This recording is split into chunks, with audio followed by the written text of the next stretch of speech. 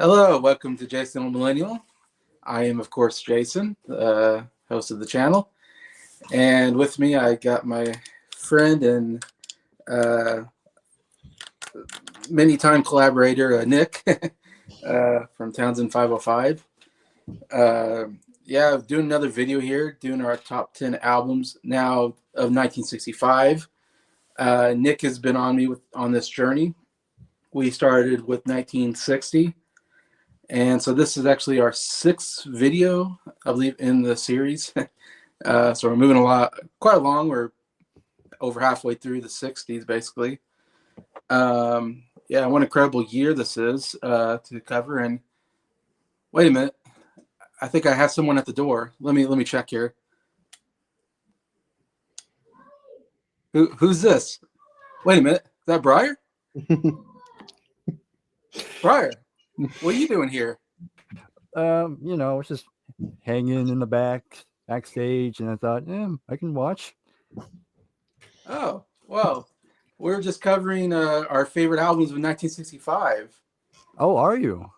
Yeah. Oh, cool. Hey, you don't happen to have a list or anything, do you? Well, I'm just I kind of dabbled here and there, so I think I can think of something on the fly. Would you like to join us? Yeah, sure. Okay, all right. So here we got Briar, all the way from San Diego, California. I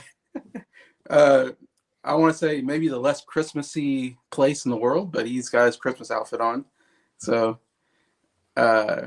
he can just make believe what snow is like. And it's cold, right? Yes, it's very, very cold. Okay, just making sure. Very, very slippery too, but yes. It's cool. Okay. All right, so yes, I'm happy that we got our first guest here, and this is Briar. Great channel, Briar's Music Showcase. Incredible collection of CDs.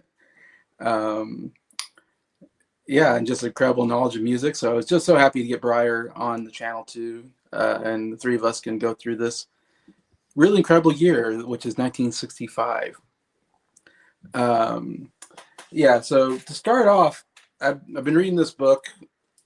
I checked out the library, called The Most Revolutionary Year in Music, 1965. So pretty cool that I've been reading this book, and now we're getting to talking about the year.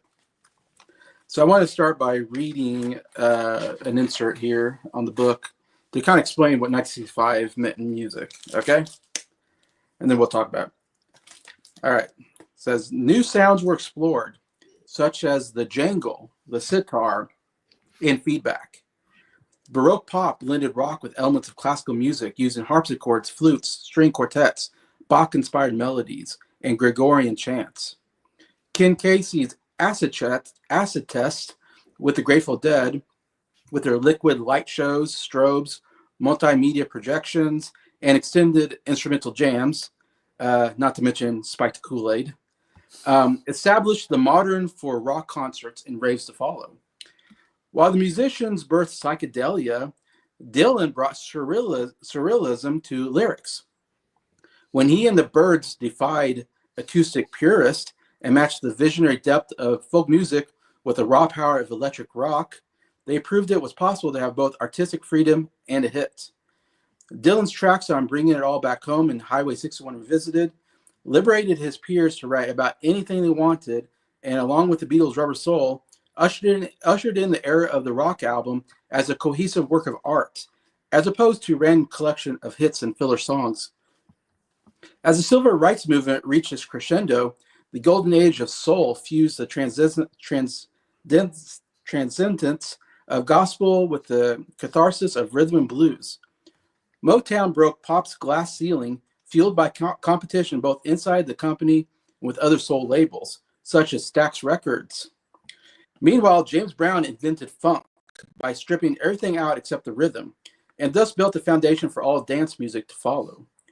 In country, Johnny Cash, Waylon Jennings, Buck Owens, and Merle Haggard rebelled against the Nashville sound.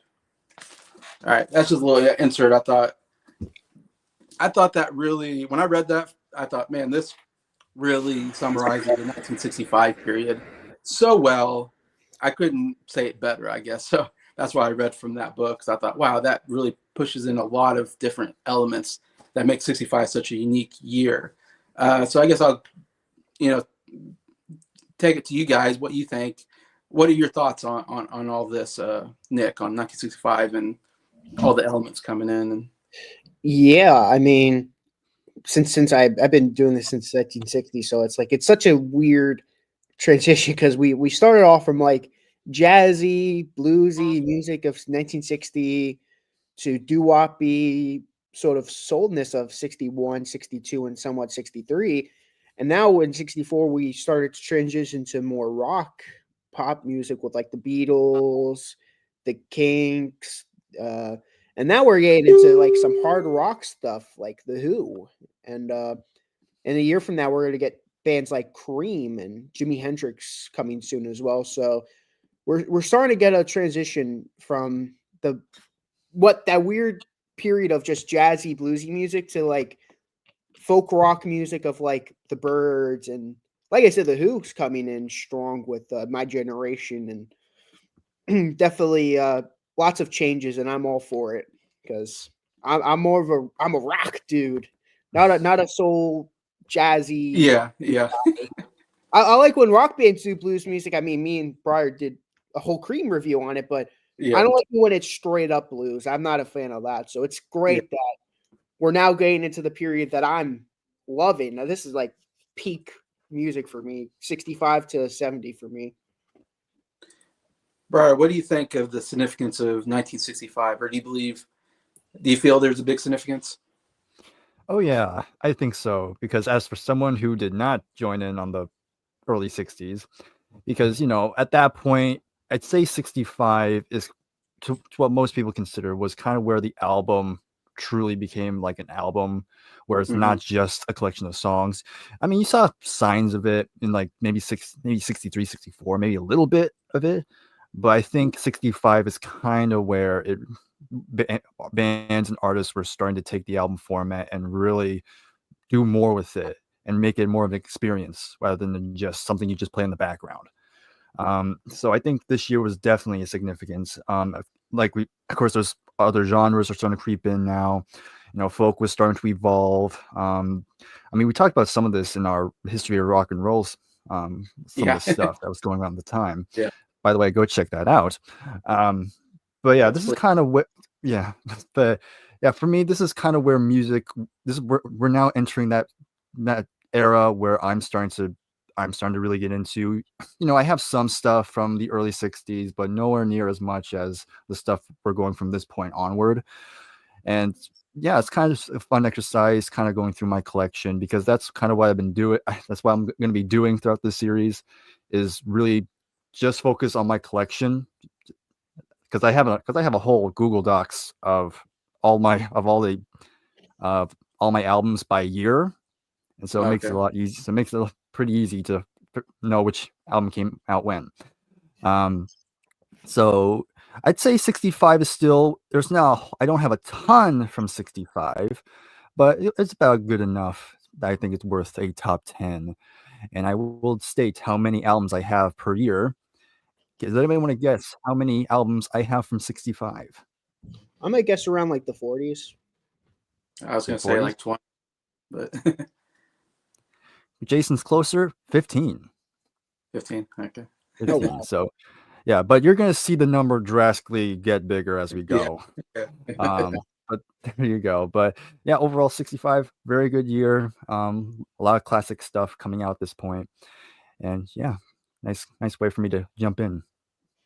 Yeah, good year to jump in on. As it just happened, you were free. I was so happy to see you came along. Yeah, we'll see if my internet will let me stay though. I hope so. Yeah. I was saying to myself, I'm like, I hope that CD guy shows up. Yeah. Oh, there, your wish is granted.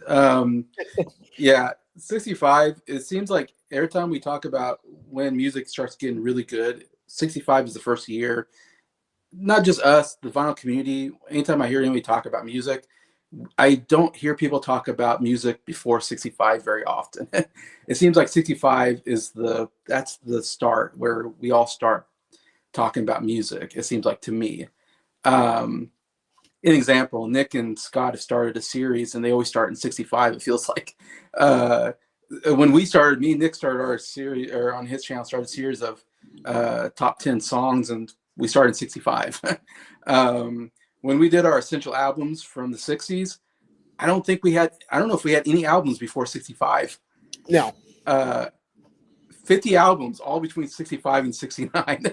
I mean, that's how a big difference it is. And that's, yeah, it just shows you like, yeah, 65 is like the pinnacle year, it feels like, when most of us who collect records, that's when we start collecting, is 65. Now, me and Nick have discovered a lot of good albums before 65. I think that I definitely want to get on my list anyways. But yeah, 65, like I said, I mean, the British invasion is just, it's like we had the first wave in 64. 65, we were just really being invaded by the British this year. It's just huge. Much more British bands are coming in. They are taking the top spots on the chart. Bands and artists and singers as well, like Petula Clark and Dusty Springfield and, you know, stuff like that, are huge. Donovan's coming in as well. Anyway, so yeah, a lot of huge artists coming in from the era. And then this is the first year we get the use of the kind of folk rock becomes a thing. From my research, it said in June was the first time the U.S. music press popularized the term folk rock. It was used before, but this was like the year, or that was the time when it was used specifically. And of course, it was describing the Byrds' first album, Mr. Tambourine Man, was the considered first folk rock album, where we get that term. And then some other folk rock groups have also come in at this time. So we get those two, and then we get Bob Dylan. What does he do? He goes electric, and he gets booed. June 25th, Bob Dylan gets booed at the Newport Fall Festival for going electric. Yeah, and we talked about, I love his last two albums. They were my like two favorite Bob Dylan albums, and they're all acoustic. Yeah, so a lot of people didn't like that. I guess they thought it going against the purism of folk music, which is just acoustic guitars. But he showed that you can do folk and electric. It's kind of along with the folk rock music. That's what folk rock was about. You can still have that folk sound, that folk type of style of lyrics, but a rock. And it brings in the jangle. They said the jangle. And that really starts with the Beatles having the Rickenbackers in 64. And the Byrds said, hey, let's get Rickenbackers. And that's where we get the folk rock jangly sound, as I read in that book anyways. But yeah, but we can't discontinue Motown music is getting pretty good too. A lot of Motown groups coming down. The Supremes are red hot. Temptations are having a really good year. The Four Tops. I mean, I think we're getting some pretty good Motown music as well this year. So yeah, interesting. All that stuff coming together. Just a couple of things. May 8th, 9 of the top 10 spots were held by British artists. That's the first time. Again, that's British artists are taking over the charts this year, and we see that there. I thought it was interesting because we all know about Simon Garfunkel. Tom Wilson, he takes The Sound of Silence, the acoustic version, adds electric to it, and becomes a big hit. Becomes a normal hit the next year, but and Simon Garfunkel had no idea he was doing it. To me, that's the funniest part of the whole thing. Is he took a song, they didn't know that he was doing it, made one of their biggest hits out of it as well. Also, August 15th, the Beatles play at Shea Stadium, which is a record for attendance, 55,600 people. So that was a huge, huge concert for them. Also, the Beatles in October 26th became members of the British Empire, which was a bit controversial because they were like the first like rock pop band to get that honor. It's like they, it's part of that, the old guard was like, why are we letting these rock and rollers in, what is the world coming to? So we can see there's a change in the world.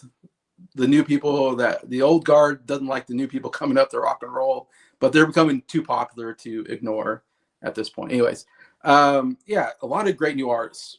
The Who come out with their debut, My Generation, this year. Sonny and Cher, they come out with their first album this year and have a big #1 hit with I Got You Babe. The Byrds come out with their first album, Mr. Tambourine Man. The Loving Spoonful with their Do You Believe Magic. The Bee Gees also come in this year with their first album. The Four Tops, great Motown group. Hermits, another British invasion group. The Turtles coming out with Ain't It You Babe, I believe. And the Moody Blues also coming out this year. So, man, you're talking about a Hall of Fame group of bands all coming out this year anyway. So, yeah, like just to emphasize how huge it is this year.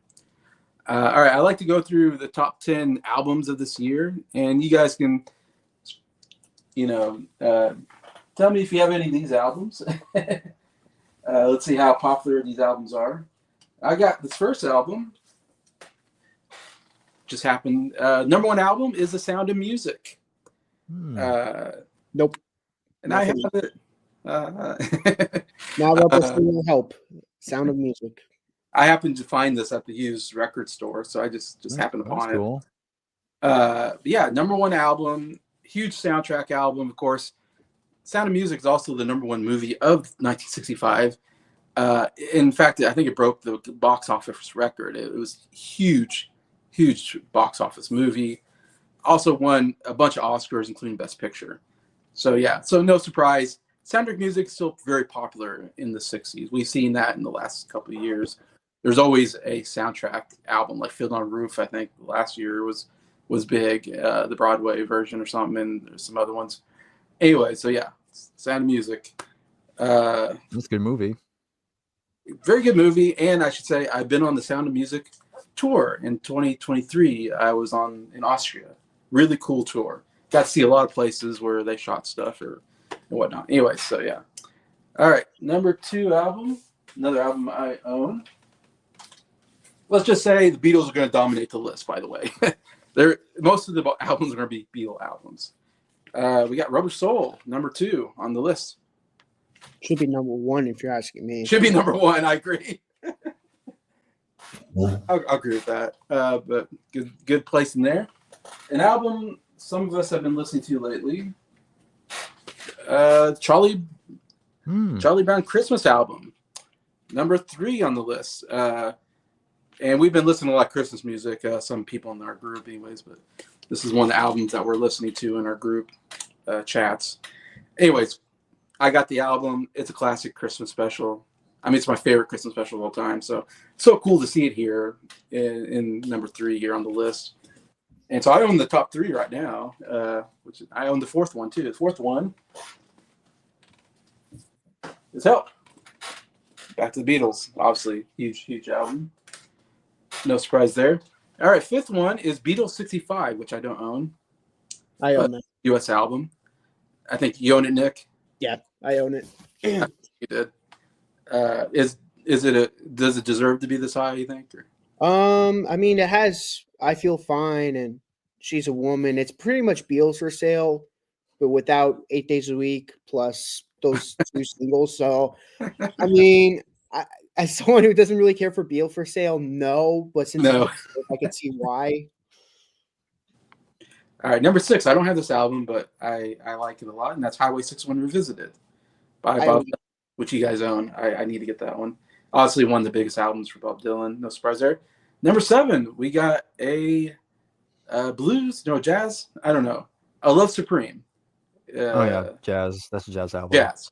The big jazz album. Personally, I don't care about it, but I know it's huge in the jazz community. John Coltrane. It's his biggest album. I don't care for John Coltrane. I tried to listen to his early albums in the early 60s. I just couldn't get into it. Yeah, I don't know. Do you own Love Supreme, Brian? Yes, I do. Okay, I thought so. It's a big album. I mean, so we can see that jazz is still a big deal here. Still got into the top 10. 8, we got Bring It All Back Home. So again, Bob Dylan, 2 albums in the top 10. #9, we got the early Beatles, which I'm guessing that's like It's Please Me with the Beatles, or it's Please Please Me, pretty yeah, much. It's scrambled up Please Please Me. That's it.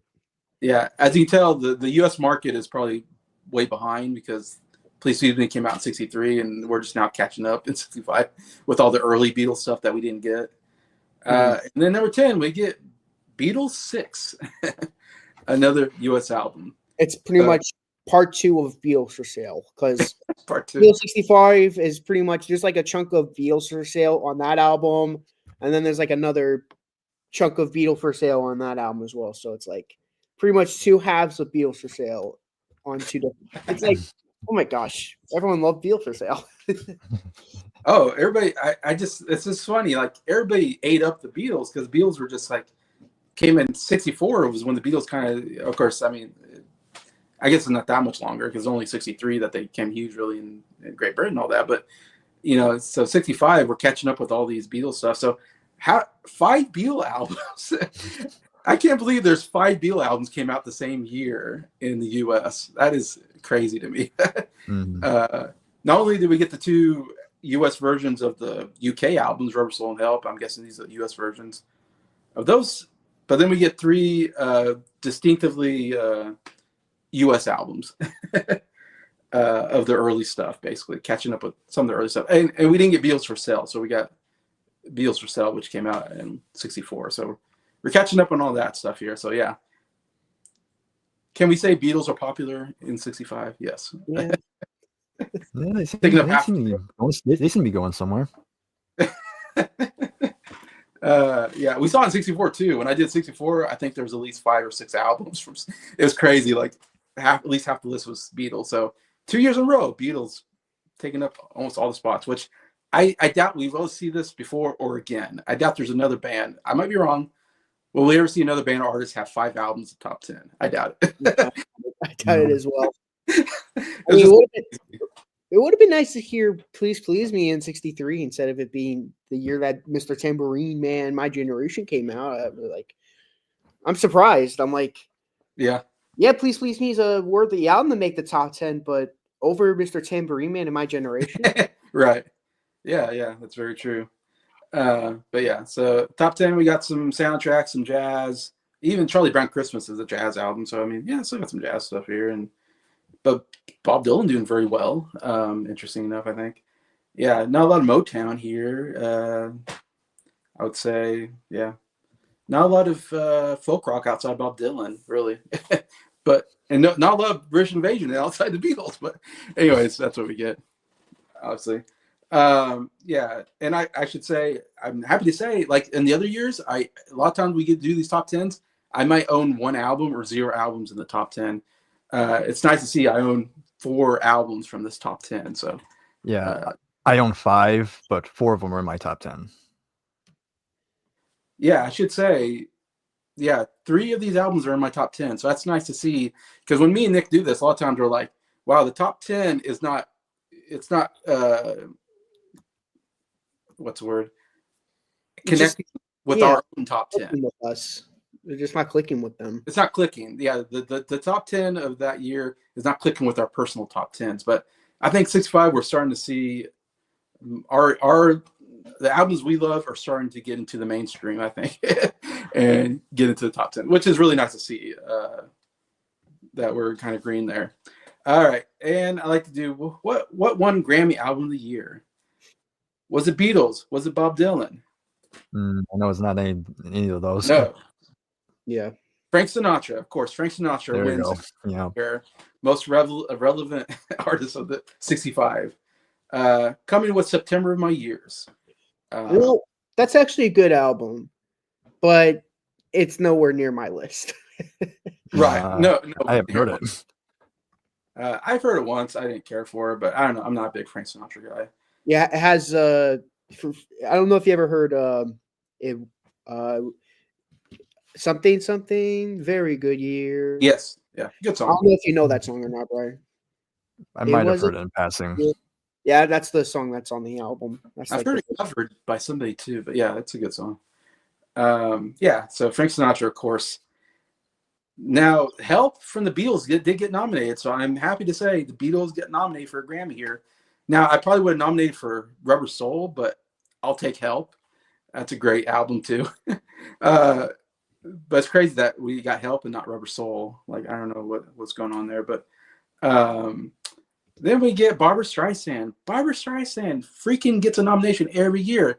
The Grammys love Barbra Streisand. She won Album of the Year, I think, a year before with one of her albums. And we're going to see her get nominated, a couple years in a row now, 2 or 3 years. Her and Sinatra, they love Sinatra. They love Barbra Streisand, these old school singers. I say Streisand's young, but she sings kind of more, I think, old standards or whatever you want to call it. Anyways, Yeah. she's a good singer, but I can't say I've listened to her music. Then we get My World by Eddie Arnold. I have no idea who that is. We get the Sound of Music soundtrack. Now, if the Sound of Music soundtrack won Album of the Year, I would not be upset. I would say that's the #1 album of the year. Huge, phenomenal movie. Yes, I'd rather have that than Sinatra personally. But anyways, it was nominated. And then we get Whipped Cream and Other Delights by Herb Alpert and the Tijuana Brass, which I've heard is a big album, but again, it's like instrumental album that I don't think I'd care for. Sounds yummy. Yep. And me and Nick do this every year, and every year I say this is the worst group of albums to get nominated for Album of the Year. This year's a little bit better because we get a Beatles album, so it's like this is a better year. The last 5 years we've done this or done these things. It's like the most obscure albums win or get nominated, and I'm just like, you got the Beatles, you got Bob Dylan putting out one of his biggest albums. Got the Beach Boys. You got the Beach Boys. You got some groundbreaking albums not get nominated. The Grammys still don't get it. Anyways, that's mine. I still don't to this day. Well, they had the Beatles, so it was a very good year. Yes. At least they're getting that. But I say, man, they get Grammys. I just frustrates me every time I see the Grammys list. Anyways, it's just a couple. They have a couple of people they love, and they nominate every year. They're like, we're going to nominate this person every year, and forget the groundbreaking new music that is what everybody's talking about. Forget that. Anyways, that's my rant on Grammys. That's how I feel about them nominating Kanye West all the time. And Taylor Swift and Billie Eilish got nominated again this year. It's like they get nominated every freaking year. Every year, Taylor Swift and Billie Eilish put an album out, it gets nominated. I don't know. It's whatever. All right. Now let's get to our lists. Okay, is Briar going to go first, or am I? Briar, then Nick, then me. How about that? Okay. So you started off, Briar, with your number 10 favorite album of 1965. All right. So starting off, number 10. I'm going to start with a pretty well-known band. Definitely one of the British invasion acts around this time. I'm going to go with Out of Our Heads by the Rolling Stones. Rolling Stones. Of course, so of course this is their US album, of course. So yeah, this is kind of when we're starting to enter that era of Rolling Stones that I'm more into. The early stuff is a lot more blues, very blues heavy, kind of blues rock in a sense. But here they're kind of starting to really find their unique voice because there's a lot more original stuff on here because, again, their early albums had a ton of covers on them. But here we have of course, you have their monster big hit single, which is, of course, I Can't Get No Satisfaction on here, which, of course, is a classic song of the 60s. But besides, besides that, there's still some other really good songs on here that I really enjoy. Like I think it starts off really good with Mercy Mercy. The Last Time is another pretty good one I always liked.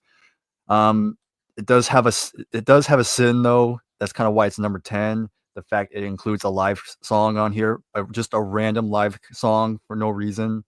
Of course, I'm talking about I'm All Right, which is like, why? But, it is what it is. All right. Yeah. But I also really like Cry to Me. I like that one too. Play with Fire has an interesting vibe. One More Time is a decent enough closing song. So again, still not quite my favorite era of the Rolling Stones, but they're starting to really move in that right direction. And I think the songs here are a lot more memorable, a lot more catchy to me. Still some really good playing. Yeah, I think it's a pretty solid album by them. So yeah, it's gonna be number 10. Yeah, I can't give satisfaction. That spoke to the teenagers of that year, Yeah. and that's what I would say that was I don't know if this is we agree, but this really catapulted the Rolling Stones, that song. But yeah. Yeah, it definitely brought them up another level in a sense. Yeah. My number 10, I'm going to go with the Four Tops debut album, Four Tops, self-titled. This was a really great album. Of course, this has their big hit, Baby, I Need Your Lovin', Got to Have All Your Lovin'. It has a kind of a minor hit, Ask the Lonely, which I always thought that was a much better hit. Such a depressing song, especially for a hit. It's like, man, so depressing. Just Ask the Lonely. I'm like, gosh. Oh man, it's such a love that song. Without the One You Love, really good song. Without the one you love, life is not worthwhile. Great song. Where Did Our Love Go? Or Where Did You Go? Yeah, that's a great song. Your Love's amazing. Don't Turn Away. There's a song called Tea House in Chinatown, which it's interesting. I thought it was a little weird, but I like it. At least they're trying something different, or at least Motown's pushing them to do something different. Yeah, it's a really great Motown record. I love every song on this album. I think it's like, I forget the name of the lead singer, but that lead singer, he is such a great lead singer. Feels like he always puts heart into vocals, and I absolutely love it. He's definitely one of the most underrated singers, if you're asking me. I'm gonna look up his lead, what the name of the singer is right now, because I forgot. Levy Stubbs. That's his name. Great singer. But yeah, that's my number 10. It barely got in this time around. My list kept changing, but I was like, you know what? I'm looking for tops here. Awesome. Yeah, great Motown group. All right, number 10 for me, I'm going with the Lovin' Spoonful's debut album, Do You Believe in Magic? Yes, I love me some Lovin' Spoonful. I love their overall sound. I love John Sebastian's vocals are so great. And they're a fun group. They got the folk rock kind of sound to them. They can sing these very catchy kind of pop songs, I guess, up-tempo songs. Sometimes they can get a little bluesy, and sometimes they sing songs that are just fun and kind of silly. So I love their overall style. Oh man, Do You Believe Magic? I love that song. One of my favorite songs of the 60s period, and one of my favorite songs from Lovin' Spoonful. I mean, so catchy. That chorus, Do You Believe in Magic? And a young girl's heart. The music's playing, wherever you start. So great. Probably the most played song that they have. I first heard the song in a McDonald's commercial when I was a kid. And I don't know if anybody my age remembers that, but Ronald McDonald came out and he was singing that song. I was like, wow, this is a cool Ronald McDonald song. I had no idea it was a Lovin' Spoonful song till later. And I found out, oh, this is an actual band. Do You Believe in Magic? I thought the commercial was awesome, but yeah, great song. And then the other big hit on here is Did You Ever Have to Make Up Your Mind, which is another fantastic song. I just love the overall sound of the song. And it's a funny song. Like he's talking about like two sisters, he likes these two sisters, and then the dad gets involved and is like, son, you better make up your mind. So it's a lot of fun to it, but I just love the overall bum bum bum bum bum. It's really cool, like I don't know, piano or something, keyboard in it. Those are two big hits, but also like You Baby, Fish and Blues, The Other Side of This Life, and Younger Girl, all solid songs on this album. So that's my number 10. Do You Believe in Magic? So we go to Brian for number 9. Number 9. We're not that year yet. All right, number 9 for me, and I already knew I'm going to be the only one who's going to have this in their top 10. Yeah. And that one's going to be, of course, Love Supreme, John Coltrane. Yeah, I'm probably the biggest jazz fan in our circle. So Yeah. yeah, so I do don't, like. don't be ashamed of that. Yeah, no, I'm not ashamed of it, but I'm just saying. But yeah, of course, like Jason says, this is usually ranked as one of the big albums for jazz in the '60s. Of course, John Coltrane, one of the big names, alongside with people like Miles Davis and people on that front. Um, Yeah. of course, there's only 4 tracks, so only 4, and of course they're pretty long. But this, from what I've done my research, this album is pretty much John Coltrane's message to God in a sense through music. And you can, and even when I hear the album, you can tell he's really putting his passion into Yeah. this thing. Of course, he's known for his saxophone playing, which of course he is a really great saxophone player. Just really carries the track. But even his backing band that he has with him are, I think, also do a really great job. Of course, not too many instruments. You know, you have your upright bass, you have the drums, and you have some piano as well. I think each instrument gets a chance to shine at certain points, like times where the piano really takes center stage, the drums gets a drum solo, and of course the upright bass, of course, which is great. Of course, I do like some good upright bass every once in a while.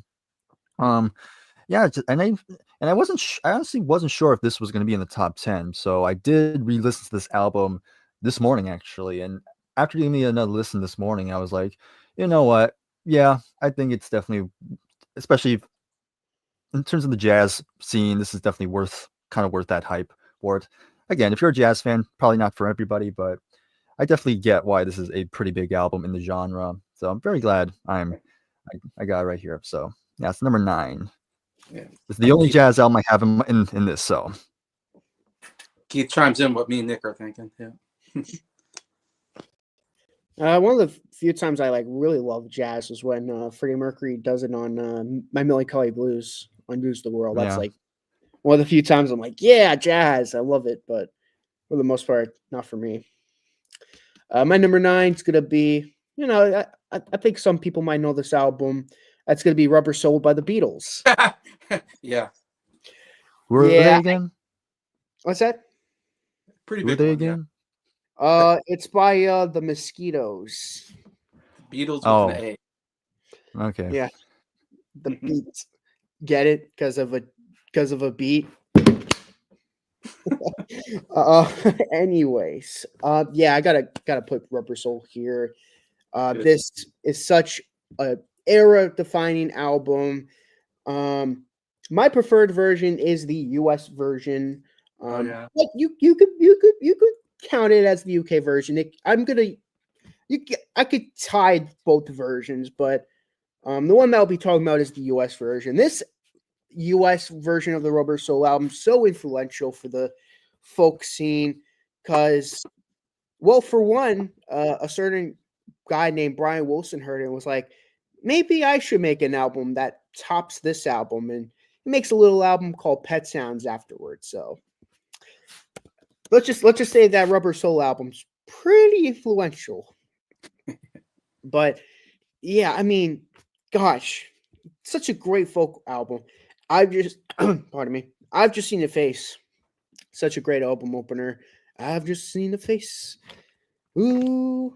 It's like, oh man, I love the guitar playing.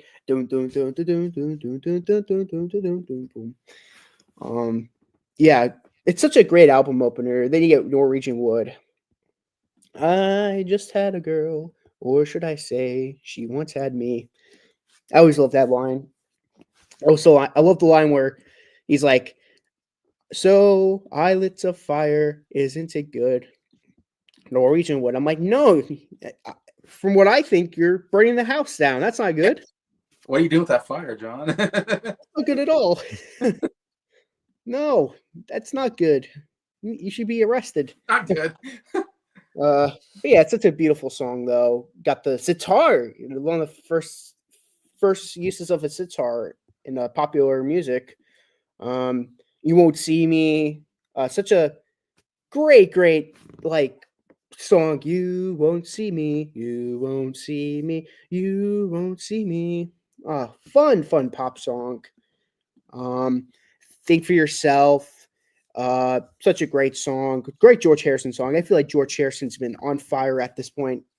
Like from 65 and 66, George was on complete fire in this period. The Word, such a fun song. Get the word and you will see things just like you and me. So fine, sunshine, get the word love. Great song.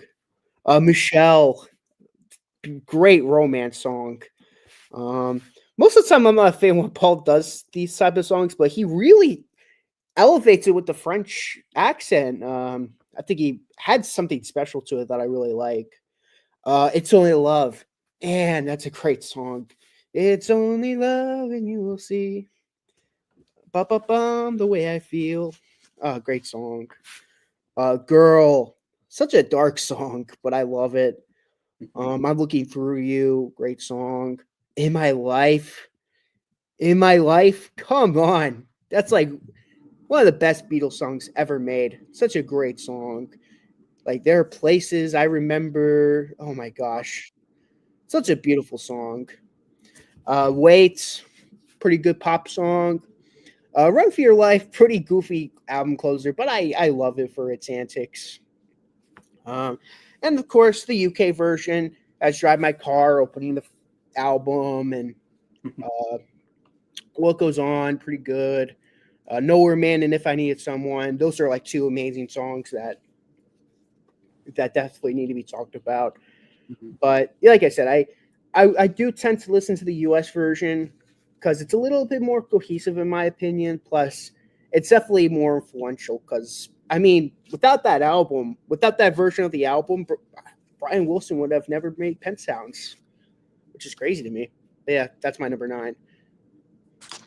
Keith is agreeing with you. He says, first great Beatles album. I agree with you. Just version better. So, interesting.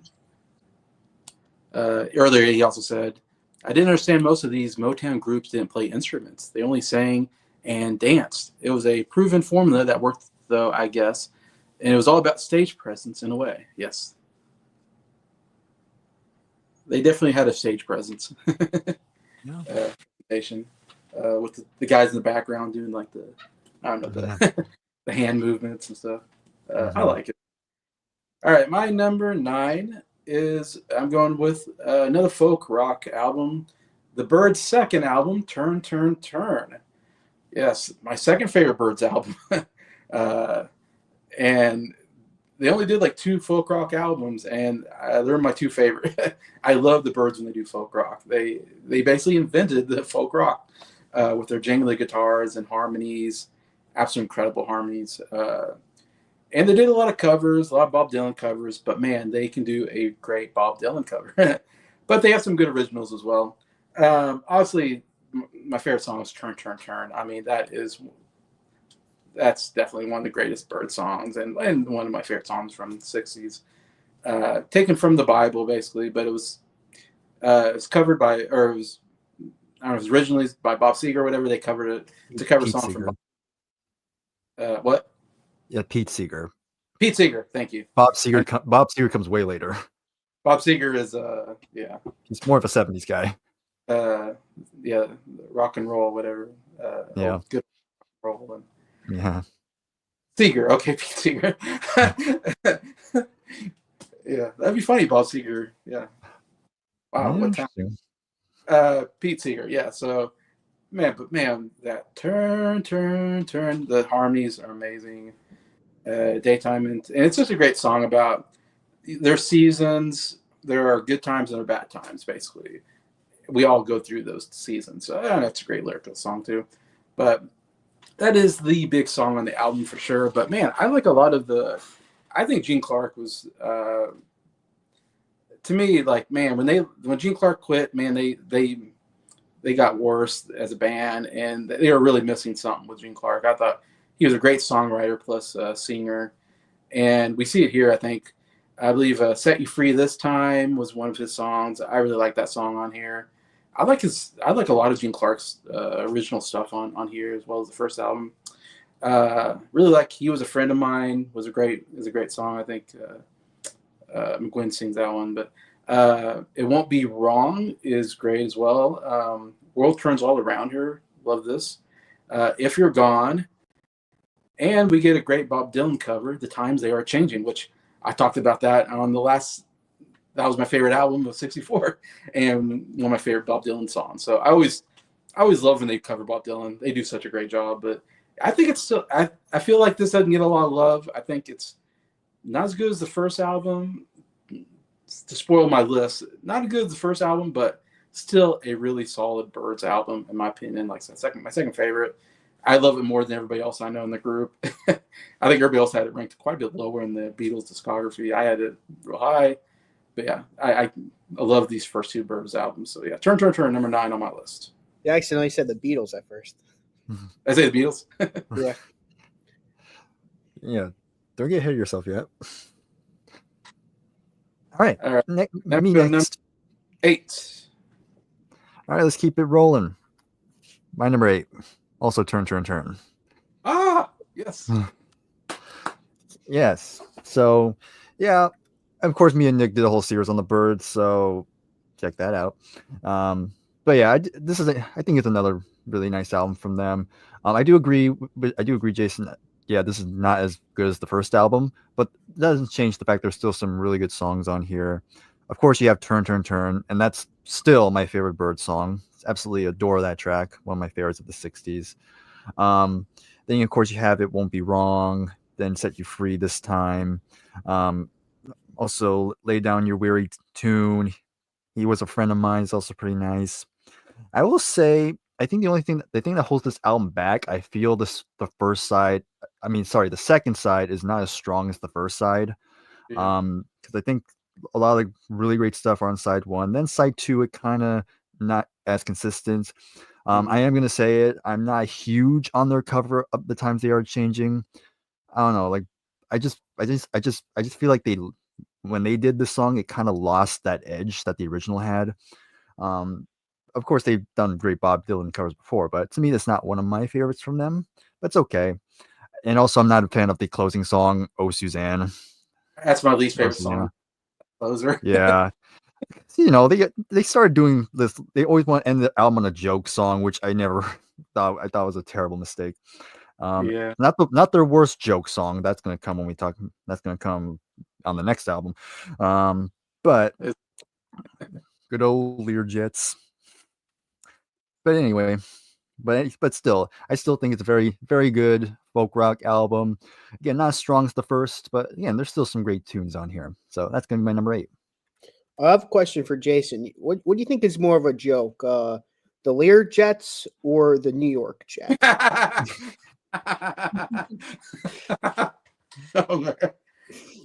Man. I had to. New York Jets have probably got the most disappointed fans of the season, I would say. As a New York Jets fan, I gotta poke fun at my team every once in a while. It's the fun of it. Every week I go, oh, they'll make a comeback, and every week they somehow figure a way to lose, and I'm like, you guys are just shooting yourselves in the foot. Like, yep, indeed. My number 8 is a Byrds album, but it's Turn. It is Mr. Tambourine Man. Oh wow, 3 Byrds albums in a row. Yes, I was like, gosh, they're both gonna have Mr. Tambourine so high, and I'm like, I don't have Turn at all on my list because to me, I feel like Turn has there's some high highs. I mean, I think Turn is better than anything on the debut album, but I feel like consistently Turn has so many more weaker moments, and I feel like they're rejects from a debut album, in my opinion. Ironically, my favorite song on that album, besides Turn was Oh Suzanne. That was like my second favorite on the album. I was like, I remember being so shocked that Briar hated it, and even you disliked it, Jason. I'm like, oh my gosh, that's like one of my favorite songs on that album. But I'm getting way ahead of myself. Let's talk about this album, Mr. Tambourine Man. I love this song. I love Bob Dylan's version more, but this version's just as great. Well, it's great in its own right. It's the first version. It's the first one I've heard because it's the hit version. But yeah, this is a great song. I feel a whole lot better. That song's amazing. Great Gene Clark song. Yes. I feel a whole lot better when you're gone. Spanish Harlem Incident, another great Bob Dylan song that they brought to life. To me, this is a lot better than the Bob Dylan version, if you're asking me. You Won't Have to Cry. That song's great. Here Without You, pretty cool. Bells of Rimini. You could definitely hear where George Harrison would get some of that for If I Needed Someone. Yeah. All I Really Want to Do, another great Bob Dylan song. Yeah, even though I say this is a 10 out of 10 album, I will say side 2 isn't as strong as side 1, hence why it's lower on the list. But there are still some really great songs on side 2. Like I said, All I Really Want to Do is a great song. Don't Doubt Yourself, Babe is great. Chimes of Freedom's pretty good. I will say It's No Use, I Knew I Want You, and We'll Meet Again. They're good songs, but they're definitely kind of weak in my opinion. But I gotta say the highs are so high that it had to be in the list, and yeah, it's number 8 for me. Well, I'm glad to see it on your list, though. And glad to see Turn Turn Turn on Briar's list. That's awesome. Kind of some agreement there. Keith says the Byrds were the kind of first super group, which I never really thought of them as a super group. That's I mean, kind of interesting because, of course, I mean, a few of the members would become big later on, but when they first started, they were kind of nobodies. They were in Gene Clark, I think, was with the New Minstrels, whatever singers, I think, and McGuinn, I don't know, he might have been with another group, but nothing big until Nothing big. Yeah, nothing real big to the Byrds, and then they would go on to kind of form super groups of their own in some ways. Yeah. But yeah. All right. Nick and Briar, people they just try to keep me down just because I try to get around. I'm talking about My Generation, of course. Here at number 8 is My Generation, the debut album by the British rock band The Who, which is very familiar on our channels. Group we covered quite a bit. But man, every time I think of that song, I just think like they're talking about the 60s, My Generation, man. It's, like everybody's trying to keep me down. And then every generation afterwards feels the same. So it's like, next generation's like, yeah, you're trying to keep us down. And next generation's like, but man, it's, great rock album from good debut album from The Who. Not everybody has a good debut album, and this is a good one. My Generation is one of my favorite songs of Who. It's a top 5 song. One of my favorite rock songs. It kind of had its time. It feels like it's a rocker. Guitar wise, the bass, drums. Oh my gosh, it's by far the best rocking song on the album, and probably maybe of this year. Not too many other songs could compete with it. Daughtry, just people try to keep, just the way he does that. Oh my gosh. Hope I die before I get old. Man, what a great line. And I feel like everybody after that feels the same way. We all feel like it to me, it really speaks to this generation. It's a bit of rebellious type song, in a sense. And I think it really speaks to that 60s rebellious time, I guess, without everything, civil rights, Vietnam, everything's going on. Yeah, so great song. Starts off. That's the big hit. The other big hit on here, The Kids Are All Right. Not a big rocker like My Generation, but man, it's a super catchy like pop song. One of their catchiest songs. Again, like both are in my top 10 favorite Who songs. Love The Kids Are All Right. But yeah, a lot of good stuff here. Out in the Street, I believe, was the opener. It's a pretty good rocker opener to the album. The Good's Gone. It's good. La La La Lies, I really like. It's a fun song. Super catchy. Much Too Much, another super catchy song. And then we end on a rocker, The Ox. What a rock instrumental. a great instrumental rock song that I don't like a lot of instrumentals. The Ox I do like though. Kind of changes that. But anyways, yeah. Here we get number 8. The Who are coming in with My Generation. Right. Wait, who's next again? Yes. I'm next, right? Yes. Oh, okay. So, oh yeah, that's right. But speaking of the Who, my next one, also the Who. Oh wow. Okay. We're right indeed, Briar. Yep. So yeah, of course, pretty notable debut for the most part. Of course, they would go on to do even better moving forward, but still, this is a pretty nice start for them. Obviously, the seeds to what they would become are on here. Of course, musically, you see again, you have John Entwistle already on bass, just really pushing bass forward and making it more of a lead instrument. And then, of course, Keith Moon with his frantic drumming is just which even early on, still he was mad even this early on. So there's that. Of course, Pete Townsend, of course, with his big power chords on here, and Roger Daltrey too is still very good vocally. Again, as he kind of matures, his voice gets more thicker. Like here, he still kind of has that very young sound to him, but still sounds pretty good for the time for these types of songs. Yeah, I mean, out on the streets, really pretty solid opening track. Again, good, kind of get you moving, kind of get you dancing maybe. I don't mind, so pretty nice. The good's gone. And of course, we talk about My Generation. Of course, that's the big song on here. I mean, is the big anthem of that time. And once again, of course, John's bass pretty much solidifies him as like a different beast on here.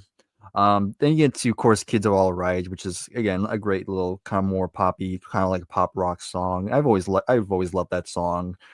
Love the chorus to it. And of course you have of course the Ox, of course, like Jason says, a very cool instrumental. And of course that's where John's nickname comes from. The Ox, Thunderfingers, whatever you want to call him. He's still awesome. But yeah, it's still a very, very nice debut album. Definitely a good one here. So that's my number 7, yeah. Nice. My number 7 is gonna be "Help" by the Beatles. Wow, nice. So 2 Beatle albums in one. Yeah. So if you keep keeping up with me and Jason's list, I didn't have any Beatles in the last 2 years. I'm like, I gotta make up for that. Not really. I like these albums. I'm not forcing myself to put these on here. I think this is, to me, the most underrated Beatles album, and I'll continue to say that because people never really talk about this album. Never gets brought up for being one of the best. This is my second favorite Beatles album. Most people will be like, "What? Second favorite Beatles album?" Like, yep. It's to me their second most cohesive album. Yeah, it's a great album. "Help," great title track. "Help, I need somebody help, not just anybody help. Can you really want help?" "Night Before," another great McCartney song. On the night before. You've Got to Hide Your Love Away. Great Dylan-esque track. "I Need You." This is when George Harrison starts to become a great songwriter. "You don't realize how much I need you." Boom, boom. Yeah, so yeah, this is another great song. "Another Girl." And "Another Girl" is so good.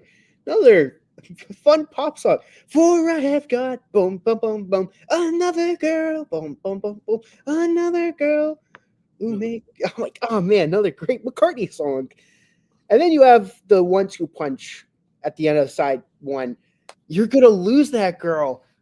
Oh, You're gonna lose that girl. I love that song. You're gonna lose. Yeah, yeah, you're gonna lose that girl. You're gonna lose that girl. If you don't take her out tonight, you're gonna cheat her. You're gonna treat her right. Gonna make a point by taking her away from you. Oh, yeah. Oh, it's so underrated. Me and Jason, are the biggest fans of this Yeah. song. It's one of my favorite Beatles songs. It's really that good. I'm like, why don't people talk about this? It's so underrated. Ticket to Ride. Oh my god. I love Ticket to Ride. Man.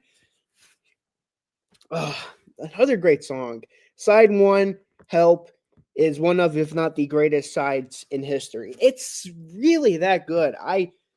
All 7 of those songs, I'm like, I'm having a real fun time listening to it. Side 2, Act Naturally, great Ringo cover. It's Only Love. I mean, that was on the US Rubber Soul. I'll talk about it again. This is a great song. It's only love and that is all. Great song. You Like Me Too Much. Another great George Harrison song. 'Cause you like me too much and I like you. Tell Me What You See. Another great underrated song.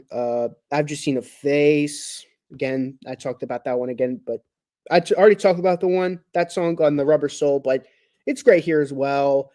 Yesterday. Come on, it's Yesterday. What else has to be said about it? It's a masterpiece.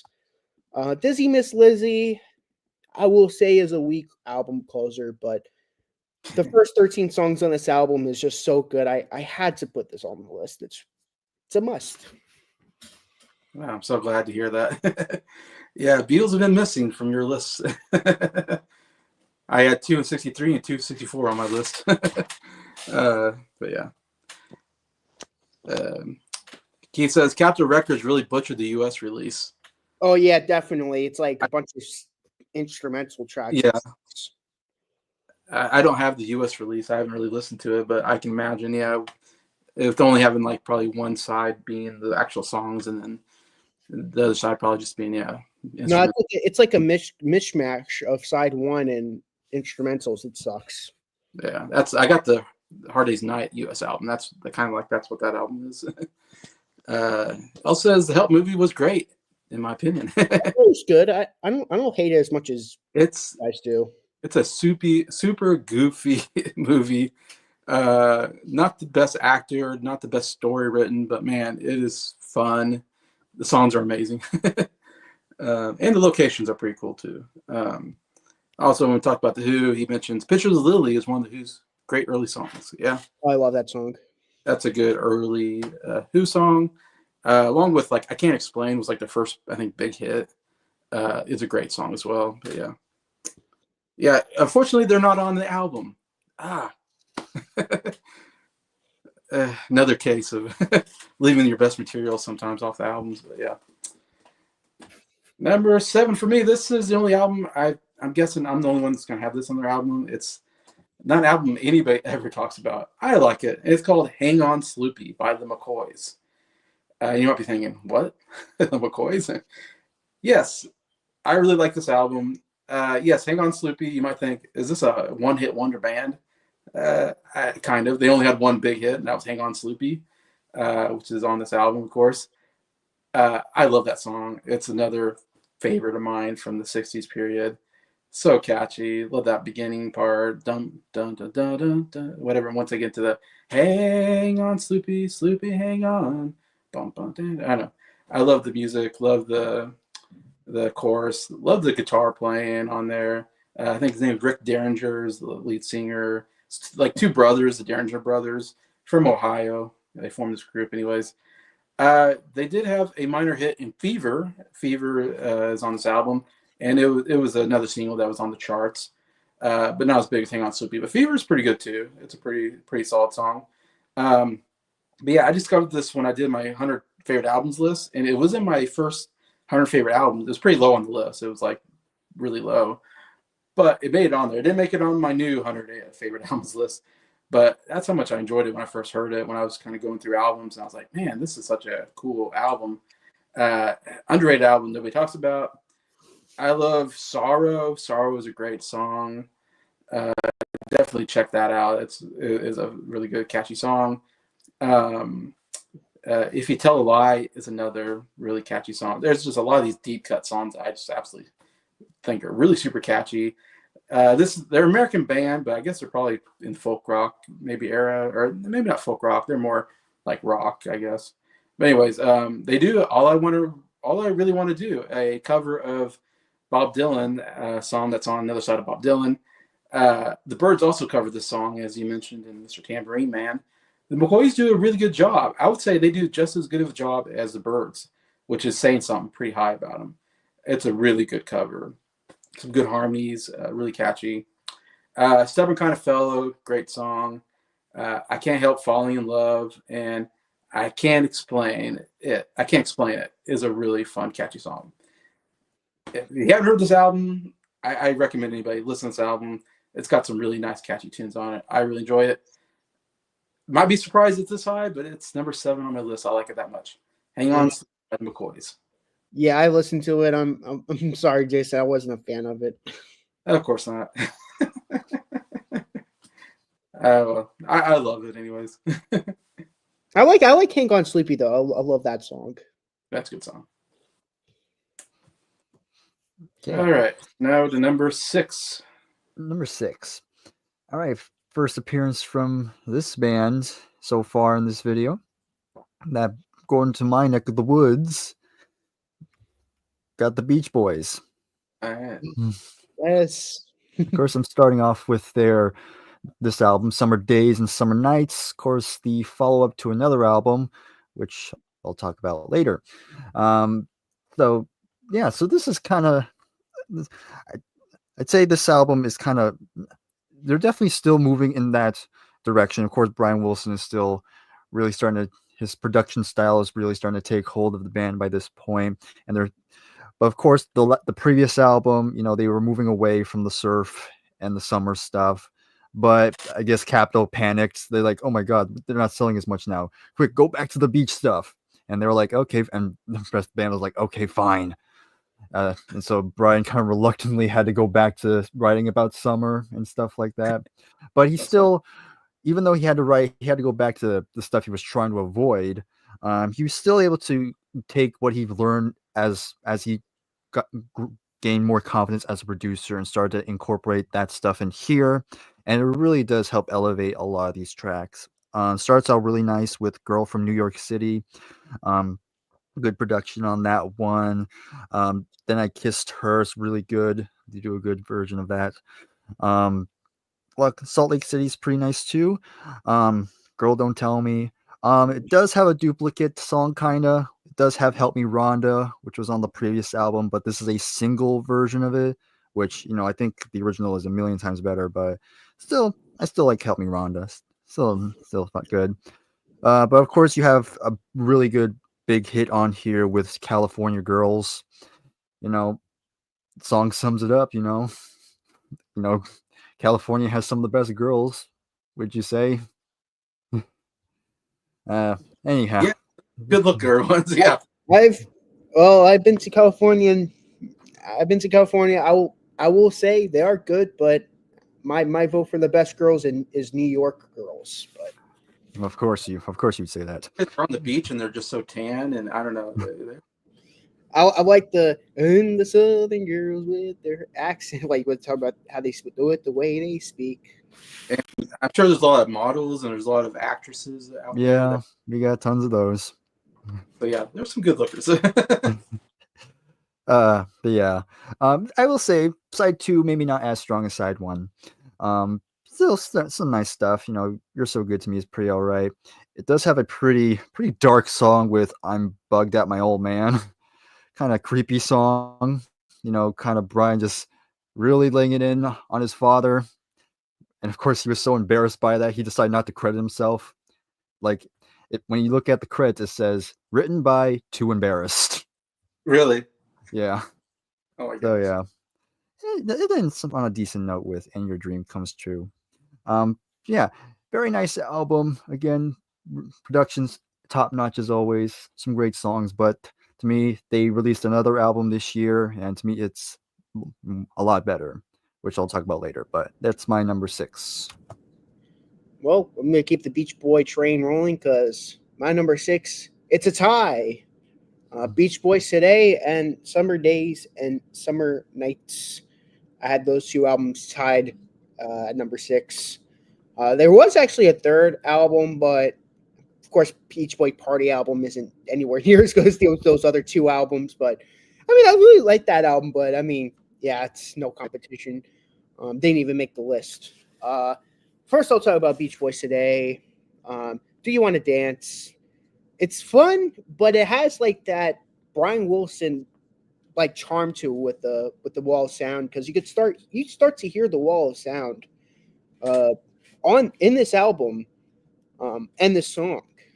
Good to My Baby. I love Carl Wilson's guitar playing on that song. He's like he was like the only one in the Beach Boys who was playing on that song, which is pretty cool. Oh, great song. Don't Hurt My Little Sister. Great harmonies there. Help Me Rhonda, the original version. It's a toss-up for me between the single version and the original version. The original version's great because it's like this bombastic like wall of sound. I'll talk about the single version, but I like the bombastic wall of sound that's going on for this version. I hear both versions on the radio, so I can't say which one is better or not, but I love this song. Al Jardine getting to lead on that one. Dance, Dance, Dance. I love that song. I Wanna Dance, Dance, Dance. Oh, great song. Side 2, Please Let Me Wonder. Man, I love that song. Please let me wonder. Please let me wonder. Very Pet Sounds-esque. I'm So Young. Great cover. Great cover. Kiss Me Baby. She Knows Me Too Well. In the back of my mind is my favorite song on the in terms of the songs on side 2. Yeah, crazy, right? Both Sessions with Big Daddy. That track could go die in a hole. Should have mentioned on the album. I purposely left off one track, and that's When I Grow Up to Be a Man. That song is really special to me. To me, it's the best song on the album. It's like, will I still like the things that I do now? Will the women who I'm attracted to in the future be the ones I'm attracted to now? Will I still like the same music? You know, what will I be like when I'm older? Will I still be cool? Will I be a square? Will I still be able to have fun?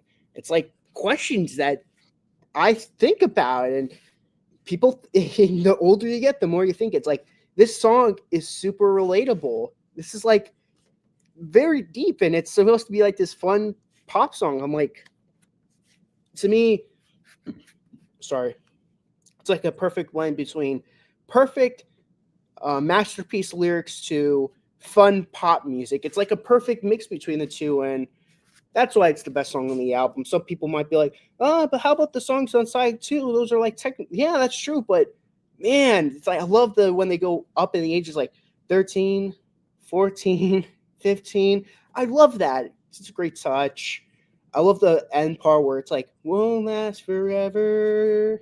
It's kind of sad. Won't last forever. Oh, great song. I gotta say, I don't know if it's a hot take or not, but I think it's the best song of the 2 albums I'm talking about. I don't know why. I just, in recent years, in recent time, this song has really gravitated towards me. Mm-hmm.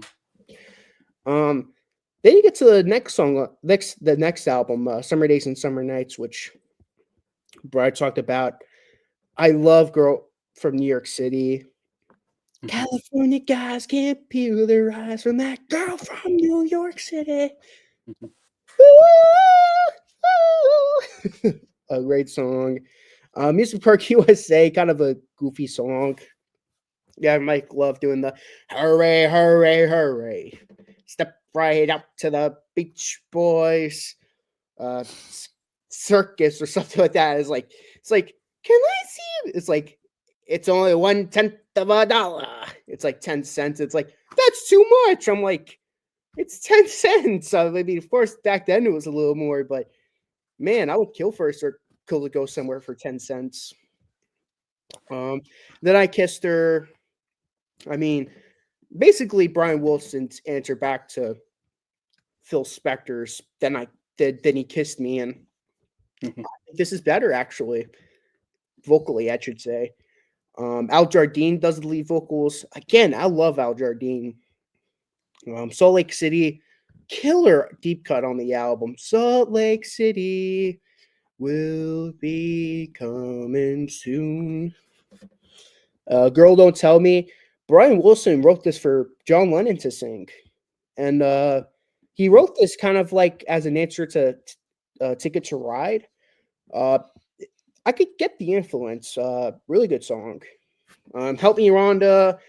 Definitely a lot less bombastic and a lot less. It's kind of a more. They kind of like Brian Wilson kind of takes a lesser approach to this version as opposed to the today version. Again, I could go for either version depending on which one I'm in the mood for. I could see where Briar's coming from, where he thinks the today version's better because it is more going for it. California Girls, I mean, iconic song for a good reason. That those first like 30-ish seconds of it, that I'm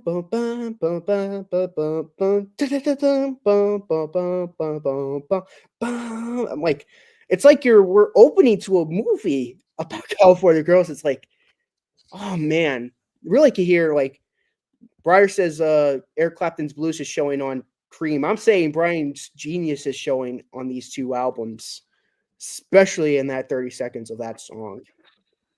Let Him Run Wild. I love that song. Let him run wild, he don't care. Let him run. Great song. You're So Good to Me. I love that song. Summer Needs New Love. It's good. It's a good instrumental. Nothing too much to write home about. I'm Bugged at My Old Man. It's stupid, I will admit, but I like it. It's like kind of twisted because if you're a diehard Beach Boy fan like us, you'll know the torment Brian Wilson had to deal with his father. So this was kind of like a cry out for help when he wrote this. So I shouldn't like it for that aspect, but it's too goofy. I like it. And Your Dream Comes True. Great a cappella way to close out the album. Both of these albums are so good to me. I had to tie them at number 6. All right, more Beach Boy love on the channel because we covered quite a bit of Beach Boys on 64 as well. So definitely big for the Beach Boys. I covered them every year so far. Have you? Yeah, from 62, 63, and 64. I've covered them. Yeah, they were in my. I think the debut was in my 62 list. Yeah, Surfer said, yeah, you're right. I've had an album probably every year since 62, for sure. Keith says, Help Me Rhonda is one of the few Beach Boys songs that Brian wrote the lyrics as well as the music. That's cool. You know, Brian usually writes the music and Mike Love usually writes the lyrics, I think. And maybe that's what he's referencing there. At least early Beach Boys, maybe. Yeah. Because I know Pet Sounds, he gets another writer to help him write that album, basically. But anyways. Help Me Rhonda, which album is that on? Is that on Beach Boys Today? Or Help Me Rhonda is on both albums. Okay, because I have it written down as on Beach Boys Today, and then you guys talked about it on the other album, so I was like, did I miss the wrong album? But no. There's a single version where it's like not as, the production isn't as like heavy, like it's less produced, like not less produced, but it's less walled of soundy, if that makes any sense, than the one on Today. I don't know if you knew there was a difference between, or if there even was a second version or not. No. um, I don't have All Summer. What was the other one? All Summer. Summer Days and Summer Nights. Summer Days, Summer Nights. I don't have that on my list, so I don't know if I heard that one or if I don't know why I don't have it on my list. Either I heard it and didn't care for it, or I didn't hear it, so I don't remember. It's not on my list, so whatever that reason is for that. All right, number 6 for me, bringing in this. Actually, this album was higher on my list, but the more I listen to it, the more it's kind of dropped on my list, unfortunately.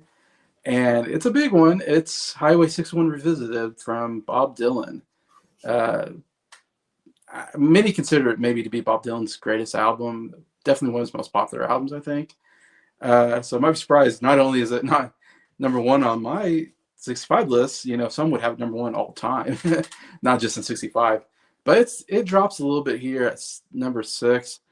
And yeah, I've been big on Bob Dylan. He's made my list the last 3 years on his albums, from Free Will Bob Dylan to now this one. Obviously, I'm the typical, I love Like a Rolling Stone. That's my favorite Bob Dylan song.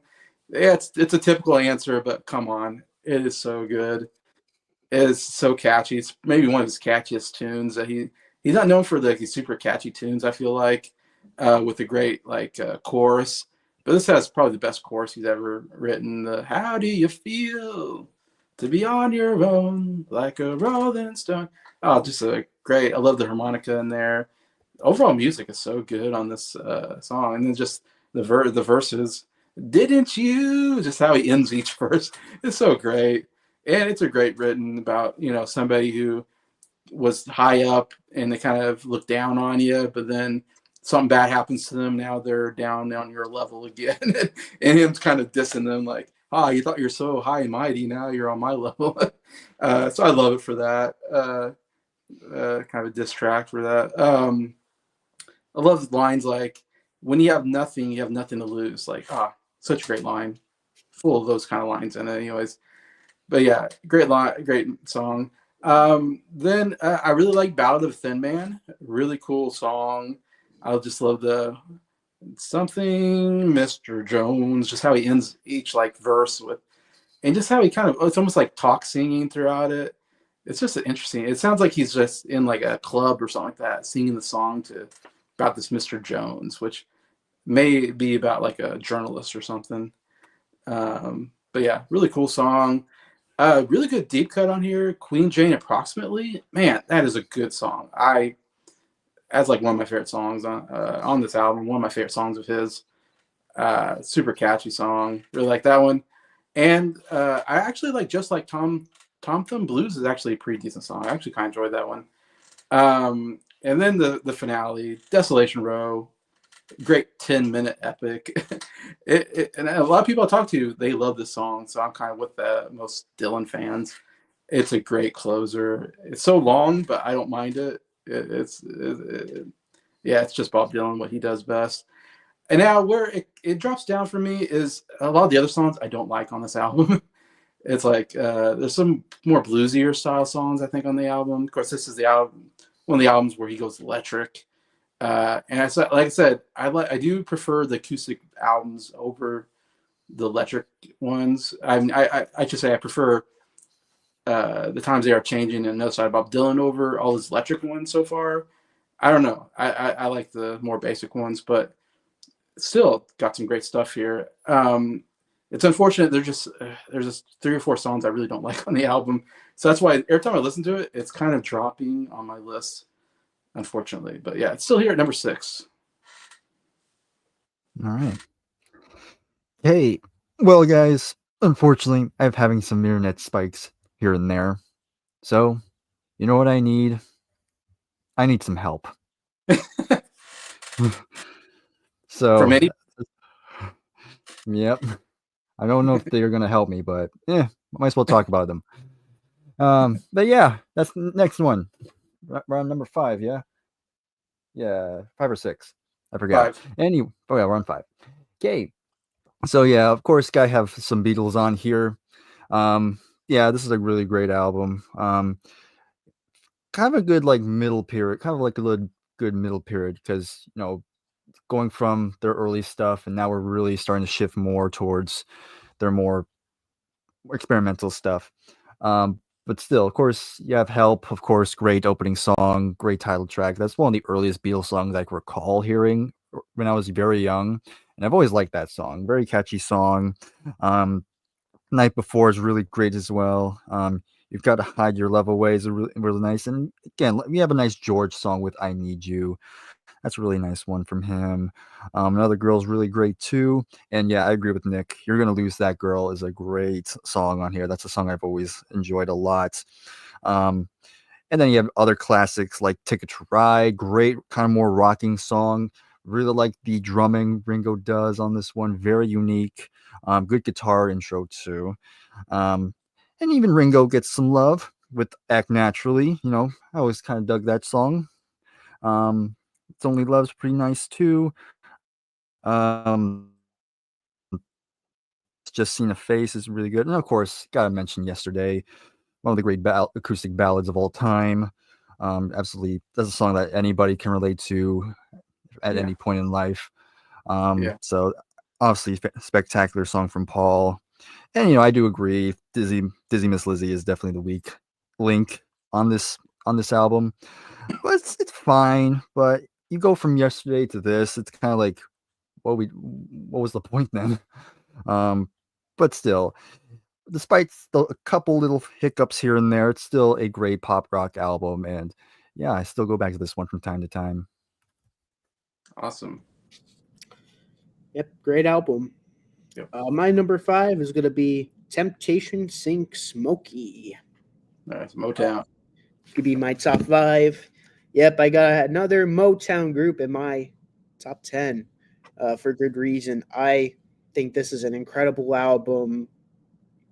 The way you do the things you do, such a great song. You gotta smile so bright, you meant to be the sunshine. It's like something about bump a bump, you could have been a school book. Well, Yeah. It's such a great song. Oh, yeah, or something like that. Yeah. If the good looks would be a minute, you could be an hour. Great song. Baby, Baby, I Need You. Great ballad. My Girl. I mean, I'm a sucker for it. For one, it's a great song, and two, my favorite baseball player right now on the Mets. That's his walk-off song. So that's like, I have a bias towards it because of my baseball team. Who knows? Maybe if they win a World Series, I might do a Nick Sings My Girl. Yeah. You have to look out for that. What Love has joined together. Another great song. Yule's Precious Love is pretty good. It's Growing. I love that song. Ooh, it's growing. I love that song. Who's Loving You? My favorite version of that song. I like the Michael Jackson version. Well, the Jackson 5 version to be exact, but I've always preferred this version. What's So Good About Goodbye? I feel like that's a relatable song. Like, what's so good about goodbye? All it does is make me cry. Basically, it's like, when a girl like says goodbye to you, it's like, what's so good about it? What's so good about goodbye? I love it so much. It's definitely a song that could be related to. You Beat Me to the Punch, another great song. Way Over There, another great song. You Really Got a Hold on Me. Oh my gosh. My favorite version of the song. I don't want you, but I need you. Yeah, it's way better than Greg and Cher. Yes. I've heard the album, and I certainly agree. They sing it? Oh my god. Yeah. It's something. I can't imagine. Yeah, I don't care for the Beatles version either of the song, if I'm being honest, but Yeah, it's alright. That's good. But I think the Smokey version's okay, but yeah, to me this is the definitive version if I'm being honest. The last song, You Could Depend on Me, is pretty good, but another great soul album that I think it's essential. my opinion. But yeah, it's my number 5. All right, good to see some more Motown in here. I'm sorry I don't have any Motown in here, and I wish I did. But it's such a good year. It's so stacked. You don't have the Supremes? Uh, yeah, and I like their albums. It was just such a good year. Yeah, I don't blame you, Jason. Like any other year, I'd have all those Motown stuff in there. Yeah, I know like Shirelles and Supremes were like heavy on your list before. Oh yeah, definitely. um, all right, number 5 for me. We're gonna be the first time I mentioned this band, the Kinks. Another great British rock band coming in with the Kink Controversy. Man, when we did the Kinks discography, me and Nick on his channel, this was like the first album I thought, wow, this is a really good like Kink album. Like first couple were like kind of weak, and then you got the Kink Controversy. We're like, oh my gosh, okay, now I kind of get why the Kinks are popular. Like they can write some really good, catchy tunes. And this album, I feel like, is maybe even an underrated album. I feel like I like it. Maybe I feel like I probably like it more. I might be wrong, but I feel like I might like this more than a lot of people do. Maybe, yeah, because this is the first one I gave a really good score to. And I don't know if there's any big songs on here, but "Where Have All the Good Times Gone" is an amazing song. I think it was in my top 10, maybe, Kink songs. It was pretty high up there, if I remember right. Yeah, I remember it being at least in your top 25. Yeah, I know. It was definitely in my top 20, top something. Anyways, man, is it catchy? Where have all the good times gone? It's funny when I did my Spotify rap thing, when it told me like all my what were my top bands and songs and all this. It always plays a song as you're going on, and the song they played was this song. As they're showing me my different lists, it's playing "Where Have All the Good." And I'm like, oh man, what a cool song to listen to while I'm looking at my Spotify. Anyways, obviously I listen to that song quite a bit. That's why I guess it's on. They played it for me. I'm like, all right, cool. But yeah, it is a super catchy song. "Ring the Bells," another great song on this album. Again, not big hits. I don't believe or anything you probably have heard of. "Ring the Bells" is really good. A little more softer song than the other one, but still, man, super catchy. Good harmonies. Yeah, great song. But then, yeah, a lot of just good, catchy kind of rock tunes. "It's Too Late," great song. "It's Too Late." It's super catchy as well. "When I See That Girl of Mine," "Till the End of the Day," and "The World Keeps Going Around." Another great song. I love Ray Davis's vocals on a lot of these songs and the guitar playing. Dave Davis, really good guitar player, really showing up here. Again, it's not a song, it's not an album that's going to be on a lot of lists, but man, it is good. Like, it's definitely one to check out from the Kinks discography, amongst the big hits, that we'll talk about in later years. But yeah, number 5, the Kinks come in here. The Kinks Controversy. All right, get Okay. to 4.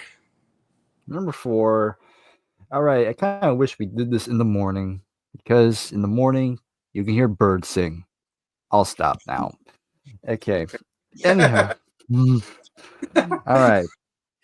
So, yep, gotta talk about Mr. Tambourine Man. Of course, yep.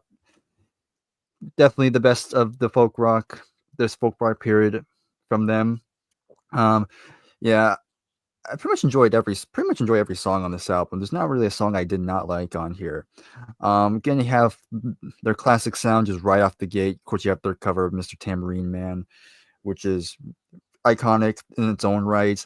And I might actually prefer their version over Bob Dylan, honestly. Even though Bob's version's fine too, but yeah. But I like, of course, their harmonies are also really spectacular. Gotta give them credit for that. And I didn't mention it, but of course I've always really enjoyed Roger McGuinn's guitar tone. Of course, that comes down to the 12-string Rickenbacker. Really gives it a nice, bright, very, very uplifting, inviting sound, which sounds really nice. Then of course you have, I Feel a Whole Lot Better from Gene Clark, which is a great single, really good catchy song. Spanish Harlem Incident's also really great. You Won't Have to Cry is another fantastic song. I love The Bells Are Ringing. That's another one of my favorite songs on here. Just the harmony and just the overall vibe of that track is really, really nice. And then I could keep going, but like I said, I pretty much enjoy every song on here. There's not really a song I don't like on here. It's just a very great debut album. Yeah, and of course, like we already established, it definitely spearheaded folk rock in the mainstream. So gotta give it credit. So yeah, that's number 4 for me. Okay. Jason mentioned this album already. That's going to be the King Controversy for my number 4. All right. Yeah. I mean, I'm a huge Kinks fan. I feel like right now we're hitting top tier Kink music at this point. My 5 favorite Kinks albums has yet to be released. We're getting close to that 5 album spam that I'm gonna gush over, especially 68 and 69. You're gonna be like, oh my gosh. It's like, oh yeah, you're gonna really talk about that. But right now you're gonna hear me gush about them a little bit, not as much, but great album. Ring the Bells. I agree with Jason. Great ballad. When I see that girl in mine, makes me wanna cry. Great song. I Am Free. Man, that is an underrated Dave Davies song. Dave Davies is really starting to come around. Like in the early period, I did not like Dave Davies. Yeah. He had such a raspy vocals, but he's starting to really come around. So the End of the Day, that's the big hit on the album, and I love it. Okay. Bow, bow, bow, bow, bow. On till the end of the day. Boom, boom, boom, boom, boom. The world keeps going round. Yes. We'll keep going round. Great song. I'm on an Island. That's my favorite song on the album. I'm on an island. Nowhere to sing. Yeah. I'm on an island. I love that song. Where Have All the Good Times Gone? Yes, another great song. Merely a B-side, though, sadly. It's Too Late, another fun song. What's in Store for Me? You Can't Win, great songs. I will say Milk Cow Blues, kind of a weak album opener for me. Agree. Maybe I feel like if you would have put in good old fashioned, like not good old fashioned. There's a song called something fashion, like hold on. He's a dedicated follower of fashion. That's the song I'm thinking of. Right. I was gonna say good old fashioned lover boy. I thought you were gonna say good old fashioned love boy. Yeah, I was. Yeah, I'm out of my element, but yeah, that song. That's great. that's like 11 years behind. I'll come later. Yes. But yeah, I feel like dedicated follower of fashion would have been a much better album opener. If that was the album opener, this would be my favorite album of the year. Yeah. I will say, Gotta Get the First Plane Home is a good song, not like one of the best songs, but yeah, like I said, that opening track kind of hinders it from being in the top 3, if I'm being honest. But yeah, that's my number 4, though. All right, awesome. We're kind of on the same page on that one. We're on the same point. All right, number 4 for me. Basically, this album was lower on my list, and I listened to it again, and it shot up higher on my list. Basically, Highway 61 Revisited and this album kind of switched places when I kind of put the finishing touches on the list. And so number 4 is the Beach Boys Today album. Yeah, that's an album that I listened to a while ago because someone put it on our 50 essential albums. I think Scott did. On an essential albums list of the 60s. And so that's the first time I listened to it, and that was a little while ago. And then coming back and listening to this again, I'm loving it more every time I listen to it. Yeah, I agree 100% with Nick. My favorite song is When I Grew Up to Be a Man. I didn't remember that song until I was listening to the album. I was like, oh my gosh, this song is so awesome. When they go, when I grew up to be a man. I love that part. Just the harmonies are just so great. The melody.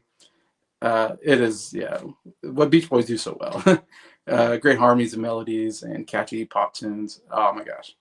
Amazing. I like "Do You Want to Dance." I think is a good cover song of that song. It's a nice. I can't say it's like a favorite song of mine, but I like this cover. I think they do a good job with it. "Help Me, Rhonda," another Beach Boys classic, super catchy. Probably the biggest hit on here, but yeah, great. "Good to My Baby." I really love that song. That's a song that's really grown on me.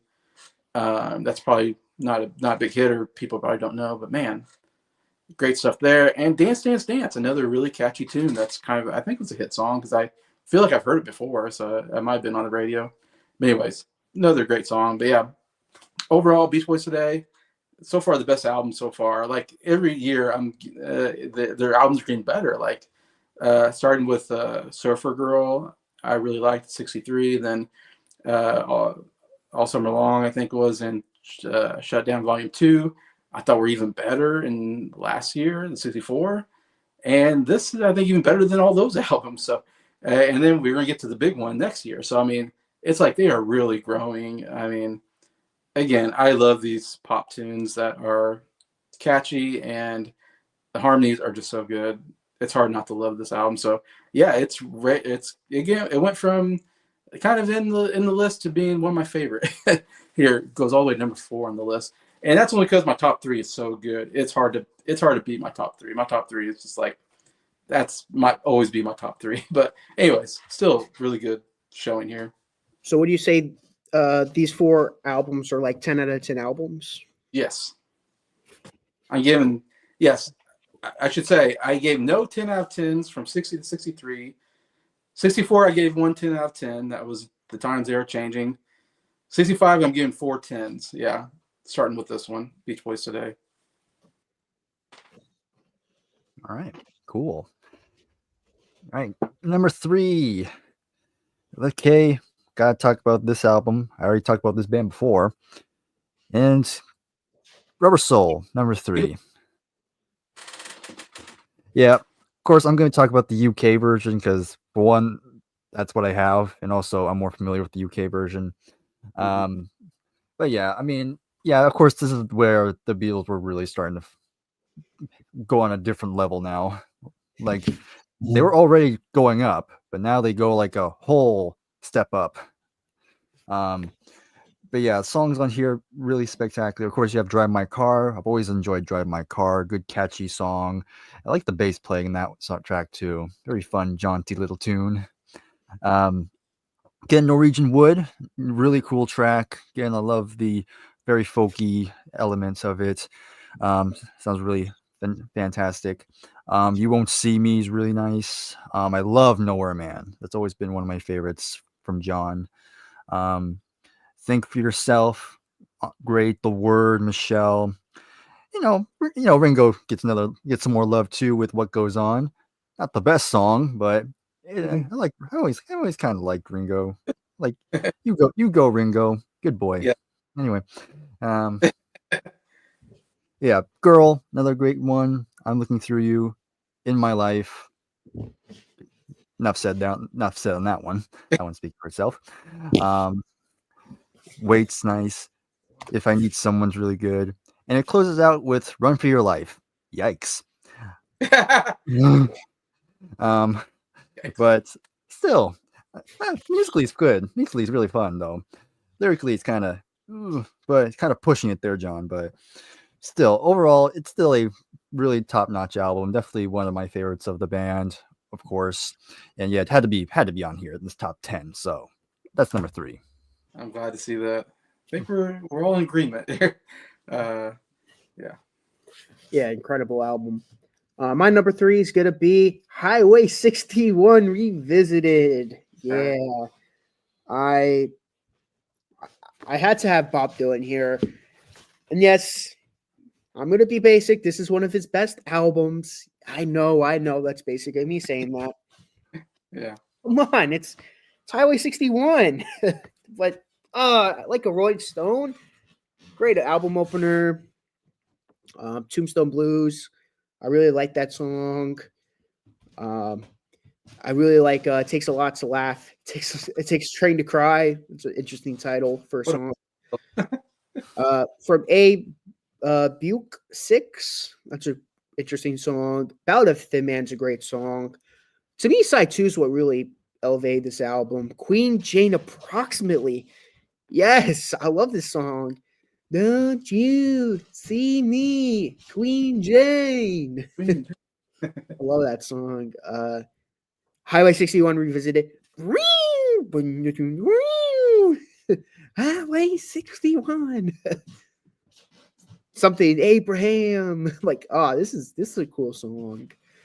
Just like Tom Thumb's Blues is pretty good, and Desolation Row, the best song on the album, in my opinion. Jason perfectly summed it up. It's a 10-minute acoustic song that never got boring. I love it so much. But yeah, that's my number 3. All right.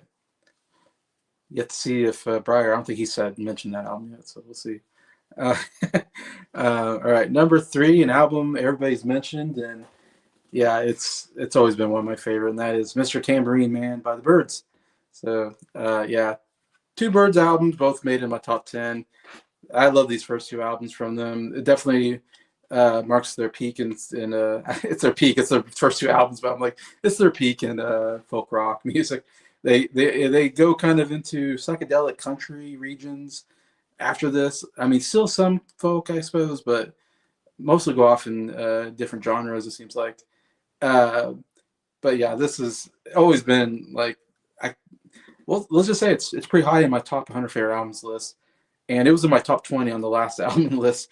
So yeah, I mean, say how these top 3 albums on this year are all some of the highest on my list, to be honest. But yeah, I love the Byrd sound, love the harmonies. Harmonies are just so good on this album. That's why I love this album so much. Even they take a song that's maybe not that great of a song, but when they sing it, it sounds great. Like for instance, "We'll Meet Again." Not a great song, but I really enjoy it when they're singing. They sound so great together that they make that song like that's like an old-fashioned song, I believe. And they make it actually sound pretty good.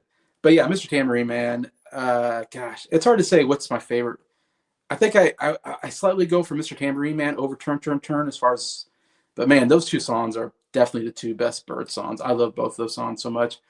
And it's so funny how Mr. Tambourine Man, this came out before Bob Dylan put it out, which is so insane that they heard Bob Dylan's version, I think the producer or something like that, and somehow got Bob Dylan to give like the rights or something like that for them to put on their album. And McGuinn, I mean, yeah, he's the real, what's the word? I don't know. VP. What's that? MVP. Yes. How he arranged that song is what makes that song so great, because he gives it kind of different. He gives a more of course, rock arrangement, and the guitar intro is so good that he comes up with. And yeah, I love how he arranges that song. I like Bob Dylan's version, but man, the Byrds version is really, really good. I agree with you. I feel a whole lot better, man. When I first heard that song, I was like, because I don't know that it was a hit song. It should have been a big hit. I never heard it on the radio. And I'm like, this should have been a huge hit. I think it's amazing. It's my second favorite song on the album. It's probably like a top. I mean, yeah, it's top 5 Byrd song all time for me. I love that song, and Gene Clark is so good, so catchy. Love the whole "feel a whole lot better when she's gone," or I think it says "I should feel a whole lot better" or something. I don't know. He changes the lyrics like towards the end, and I love that whole idea of like, I've had those relationships when I had a girlfriend, we broke up. I felt so much better. I was like, good riddance. She brought me down, and when she left, I was like, whew, what a relief. Anyway, so yeah, I love the song for that. But yeah, like it's hard. I can go through all of them, but yeah, Bells Remney, I agree, amazing. All I Want to Do, another great Bob Dylan cover. That I said McCoy's also covered, did a good job, but and then Chimes of Freedom. I mean, but yeah, one of the greatest folk rock albums of all time. Number 3 on my list, Mr. Tambourine Man. Okay, number 2 now. So I will say these top 2 were definitely battling on who's going to take the number 1 spot. Like, it was very close. For a while, I thought this one was going to be number one, but Mhm. after re-listening to both of them this morning, it kind of flipped. So Ah, number two is going to be Bob Dylan, Highway 61 I Revisited. was wondering if that was going to come up on your list. Okay, good. Yeah, I mean, how could I not? Because I will say I am more of the folk rock fan of Bob Dylan. I like his acoustic stuff. I mean, his acoustic stuff is great, but I always gravitate more towards the folk rock era personally. Because I do appreciate there's more music instrumentation on these albums, a lot more electric instruments, a lot more drumming. But you still have all the things that made Bob great early on. You have his fantastic songwriting and lyrics, of course. And I think he adapted really well to this sound. I mean, we can all agree. I mean, Like a Rolling Stone is top tier. Terms for Bob Dylan. Absolutely love that track. And I also Tombstone Blues also really good. I've always enjoyed that one. Takes a lot to laugh. It takes a train to cry. Again, really good. Um, from excuse me, Ballad of a Thin Man. Another one I absolutely love. I love the piano playing in that one. It's just this kind of dark sounding, very eerie sounding, but I love that sound. I think it sounds really great. Queen Jane Approximately, another great one. Title track's great. And then I mean, I think we've all already said. I mean, Desolation Row, yeah, what a great one! What a great closing song. And yeah, I mean, we all already said it. Like it's 10 minutes, and it kind of stays the same, but yeah, you don't get bored of it. It's just a very that strong of a melody that it just carries you the whole way through, and just how Bob is singing it, again, just kind of pulls you along. It's amazing. Yeah, it's one absolute classic here. I love this album. It's a 10 out of 10 for me. So yeah, it's a really great. That's number two. I'm so glad to see that there. Awesome. Are we gonna give our honorable mentions after we give our number twos? Yeah, before we give our number ones, we'll do honorable mentions. Yeah. Okay. Yeah, and I'll also give my honorable mention as well. My number two is gonna be Paul Simon's Songbook. So this was his first album from England. So after Wednesday Morning 3 a.m. did very poorly, they broke up. Simon and Garfunkel. Garfunkel decided to go back to school. Paul Simon, on the other hand, was like, I'm going to move to England and I'm going to keep making music. That didn't discourage him from making any more music. And I respect him for that because he made this absolute amazing album. Yeah, I'm not going to go into the details of it, but let's just say this album's more personal to me than it being technically Highway 61, and technically the albums that are below it are technically better, but this album means more to me than the other albums that are below it. Like this album to me is what Briar is to The Wall. So it's a very personal album to me. So I'm going to be very biased towards it. So this is an album that really means a lot to me. I'm a Rock. And this is the best version of the song, if I'm being honest. Just hearing Paul sing it by himself just adds a certain depth to it because it's like a song about being alone. Without having Garfunkel do the harmonies with him, it's like he's alone. So it's like it adds something to it that I really like. Leaves That Are Green. Of course, that would be on the Sounds of Silence album. I love this version, kind of a bare bone acoustic version of it. Church is Burning. I thought it was pretty good. April Come She Will. I like this better than the Simon and Garfunkel version because It's a good version. Yeah. Because this in the Simon and Garfunkel version, Garfunkel does lead vocals on it, but on this version, Simon does it. So it's like, which one? It's funny. I prefer Garfunkel's vocals, but I think this song suits Simon more. But there's a song on Parsley, Sage, Rosemary, Thyme, Emily, for Whom She May Concern. That's a great Garfunkel solo song. So I'm not dissing on Garfunkel, but Wherever I might find her. Yeah, I love that song. song. Sound of Silence. I will say I don't like it as much as the Simon Garfunkel version, the one on Wednesday morning 3 a.m. That's still my favorite version of the song. Most Peculiar Man. That's such a dark song, and it's even darker with just Paul Simon singing it. He Was My Brother. Of course, it was a cover, but very, very dark song, pretty much about pretty much a civil rights song about um, black guy getting killed. Um, very, very sad song. Paul Simon even gets very emotional in the song. He like at the end where he's like, he died so his brothers could be free, and he's like, oh God, like he's like really you can hear the hurt in his voice, like his own brother passed away, like got killed. So such a haunting version of the song. Side of the Hill, I liked Kathy's song. I can't really tell the difference between this version and the one on Sound of the Silence. It's just him and the acoustic guitar. It's kind of the same about that version too. Both versions are great though. Simple Desultory Prolific. It's interesting because on the Simon the Garfunkel version, it's like an electric version. But this version, it's like acoustic. So it's interesting hearing both versions and telling the difference. Flowers Never Bend with the Brain. Blah, blah. Flowers Never Bend with the Rainfall. That song will be another partially Sage Rosemary and Thyme song. Not as good as the Simon and Garfunkel version, but I still think it's really good. Patterns is a great way to close out the album. Overall, huge fan of this album. Definitely check out I'm a Rock. That's the song to check out in my opinion. Yeah, it's my second favorite album of 1965. All right. My second favorite album we've all mentioned. I have the highest on my list. That is Help. I Need Somebody. Help. Just not just anybody. Help. I need someone. Help. All right.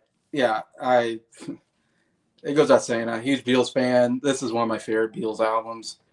My third favorite Beatles album. Not to spoil it, but it was my third favorite album on my top 100 favorite albums last time I did it.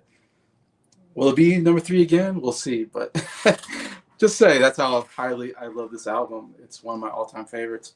Yeah, and I love it for being kind of this almost. It's kind of this transitional album from the early, what I call like early Beatles Fab Four Mop Top days, of just writing catchy tunes that appeal to girls. Not, I want to say like not as introspective writing as they will get. This obviously is a big influence. Bob Dylan influenced this album a lot. They were listening to Free Will and Bob Dylan and like the times they are changing. And they were really into Bob Dylan. They meet him for the first time, in fact, and get introduced to marijuana around this time as well, which obviously changes you a little bit, probably. And yeah, so you definitely hear that on this album. And I think it's definitely the writing is better on here. Some of these songs are just incredibly written. We get some good ballads along with the nice, catchy pop tunes. So it's a little bit like it's got the greatness of the early Beatles period, which you got the great harmonies, you got the great catchy tunes. But then we're kind of transitioning to later Beatles with, I think, better written songs and better overall production value. All that starting to get better. We're starting to add like string orchestra here, adding some, I think, a French horn in one song or something or whatever. Anyway, but yeah, I agree. Help is a great opener. I mean, come on, super catchy song. You Got to Hide Your Love Away. That's one where I say definitely Bob Dylan inspired type song. I feel like Bob Dylan could have written that song. I love the acoustic guitar on here and John's vocals and the hey, you got to hide your love away. Dun, dun, dun, dun, dun, dun, dun. I love that so much. It's such a beautiful song. I guess there's flutes. I said French horn, but there's flutes in this one, which I love. I Need You is the best George Harrison song so far in their discography. I love the sound effect on that guitar. It's so cool. Yeah, you're gonna lose that girl. Always love that song. I love the back and forth between the backing vocals. You're gonna lose that girl. Yes, yes, you're gonna lose that girl. I love that. I take a point. I'm gonna taking her away from you. That's what you'll do. Yeah. I love that so much. And I just love the confidence of the main guy. If you don't treat your girl right, I'm just gonna take her. like wow, what confidence that you can just take any girl you want. But anyways, yeah, great. Then Ticket to Ride. I mean, come on, it's one of the great early Beatles songs at this time. That guitar, again, the drum beat. I love the drumming. That Ringo drumming is good. The harmonies and yeah, it's an absolutely amazing number one single, I think, for them at the time in the U.S. Me and Nick said this before, so I'll say it again. One of the most perfect sides I've ever seen in music. From 1 to 7, helped Ticket to Ride. It's just one banger after another. I love every song on that first side.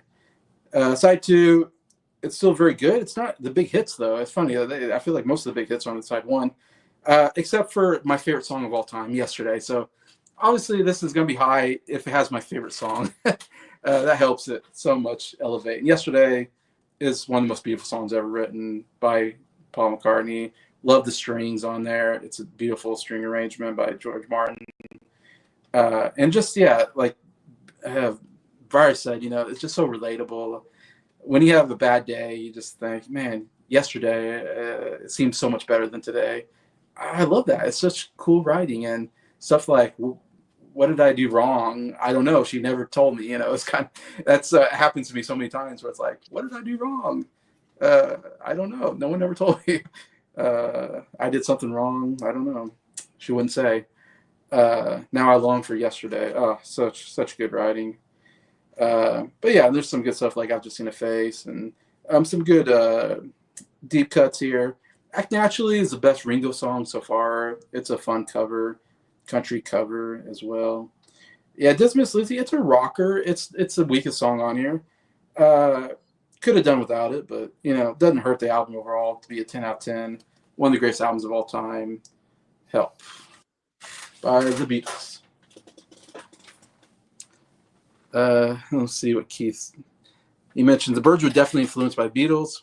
Yeah, hugely. I mean, that's like I said, they picked up the Rickenbackers because they watched Hard Day's Night, and they're like, "How do we get that Beatles sound?" And they watch Hard Day's Night and go, "Oh, they got Rickenbackers." So they went out and bought Rickenbackers to get that that sound, that jangly sound. Also, they named themselves the Byrds, and they misspelled birds, just like the Beatles misspelled Beatles. So obviously, hugely influenced by the Beatles. The Help song would have been good about as well as Up-Tempo song. It's funny. It's actually a dark song, but it's such a fun ballad. I mean, it's such a fun pop song. He's saying, "Help! I need someone," and we're all like, "Yeah, this is great." Oh, you need help? Oh, I didn't think about that.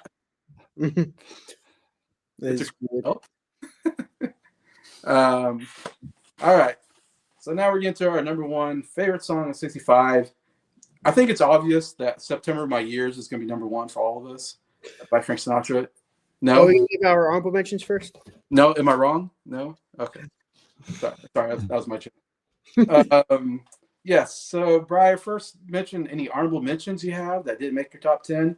Then get to your number one. All right. And then you said also a dishonorable album, right? Yeah, if you have dishonorable, you can kick that in too. All right.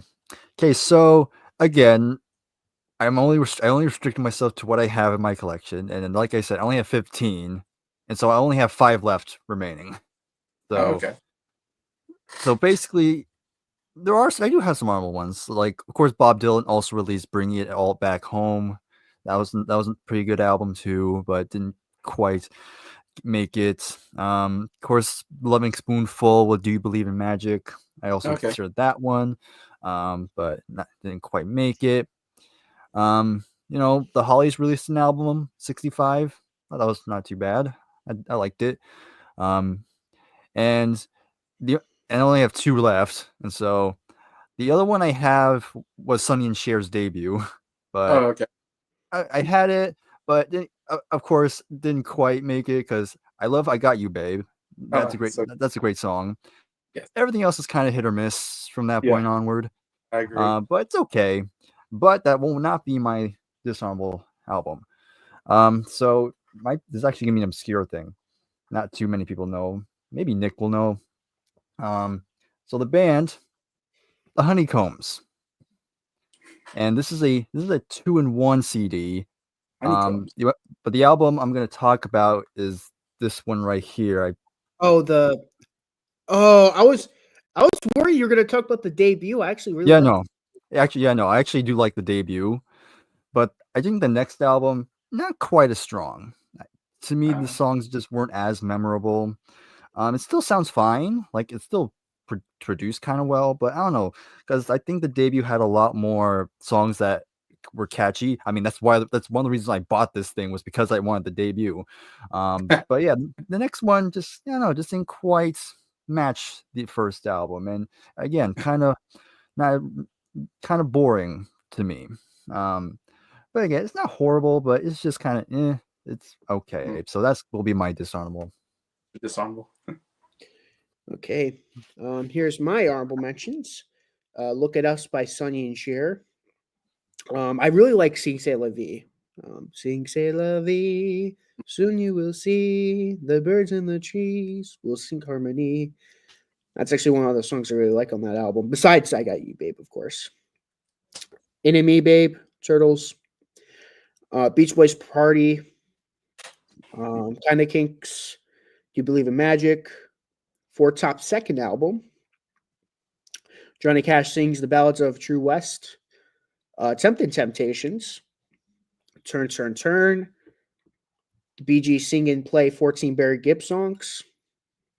Animal Tracks, US version. Going to a Go-Go, The Miracles. December Children, The Rolling Stones. Out of Our Heads, The Rolling Stones. Begin Here, The Zombies. Holly Self-Titled. Fear Love / Having a Rave Up with the Yardbirds, those two albums. Introducing Hermits Hermits and Hermits Hermits on Tour. Orange Blossom Special, Johnny Cash. And lastly, Bringing It Back Home by Bob Dylan. As for my dishonorable mention, Wooly Bully by Sam the Sham. This album sucks. I mean, if you remember me and Jason's top songs of 65, you'll know I hated the hit song. And well, Jason convinced me to listen to the album, and I hated the album even more. Where do I even begin? Yeah, that title track, just as annoying as well forever. Wooly Bully. I'm like, ugh, how did this become a hit song? A number one hit. Number one hit. How? How?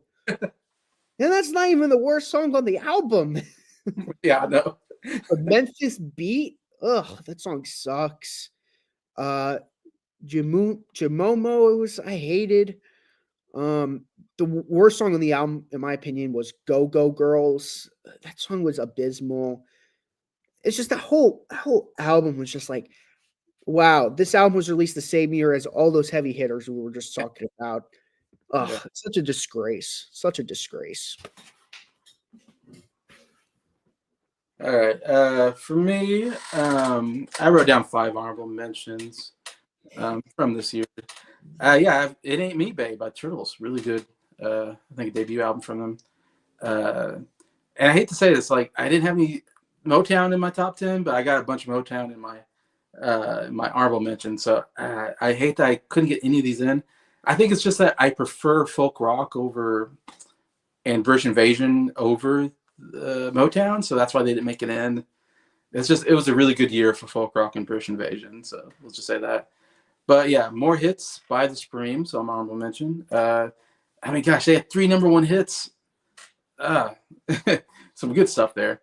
The Temptations, Singing Smokey, yeah. Oh my gosh, My Girl, love My Girl so much. Probably my favorite like Motown song. 4 Top second album, really good album. Gosh, couldn't get in there. And then lastly, I got Going to a Go-Go by The Miracles. So yeah, some great. I mean, these are top-notch Motown albums, but couldn't make it in, unfortunately, because it's such a good year. Folk rock and British Invasion mostly. But anyways, yeah, I was looking up. I saw Wooly Bully was an album. I was like, I gotta see what this album is, and I got on Spotify, and yeah, pretty quickly I was like, oh my gosh, this album is like the worst album I've ever heard. And I messaged Nick and said, you gotta listen to Wooly Bully. This album's so bad. And he did. He agreed with me. It's yeah, Still need to buy that. yeah, you're right. We gotta maybe a Christmas gift or something. We gotta get you that. Yeah, Best Christmas gift ever.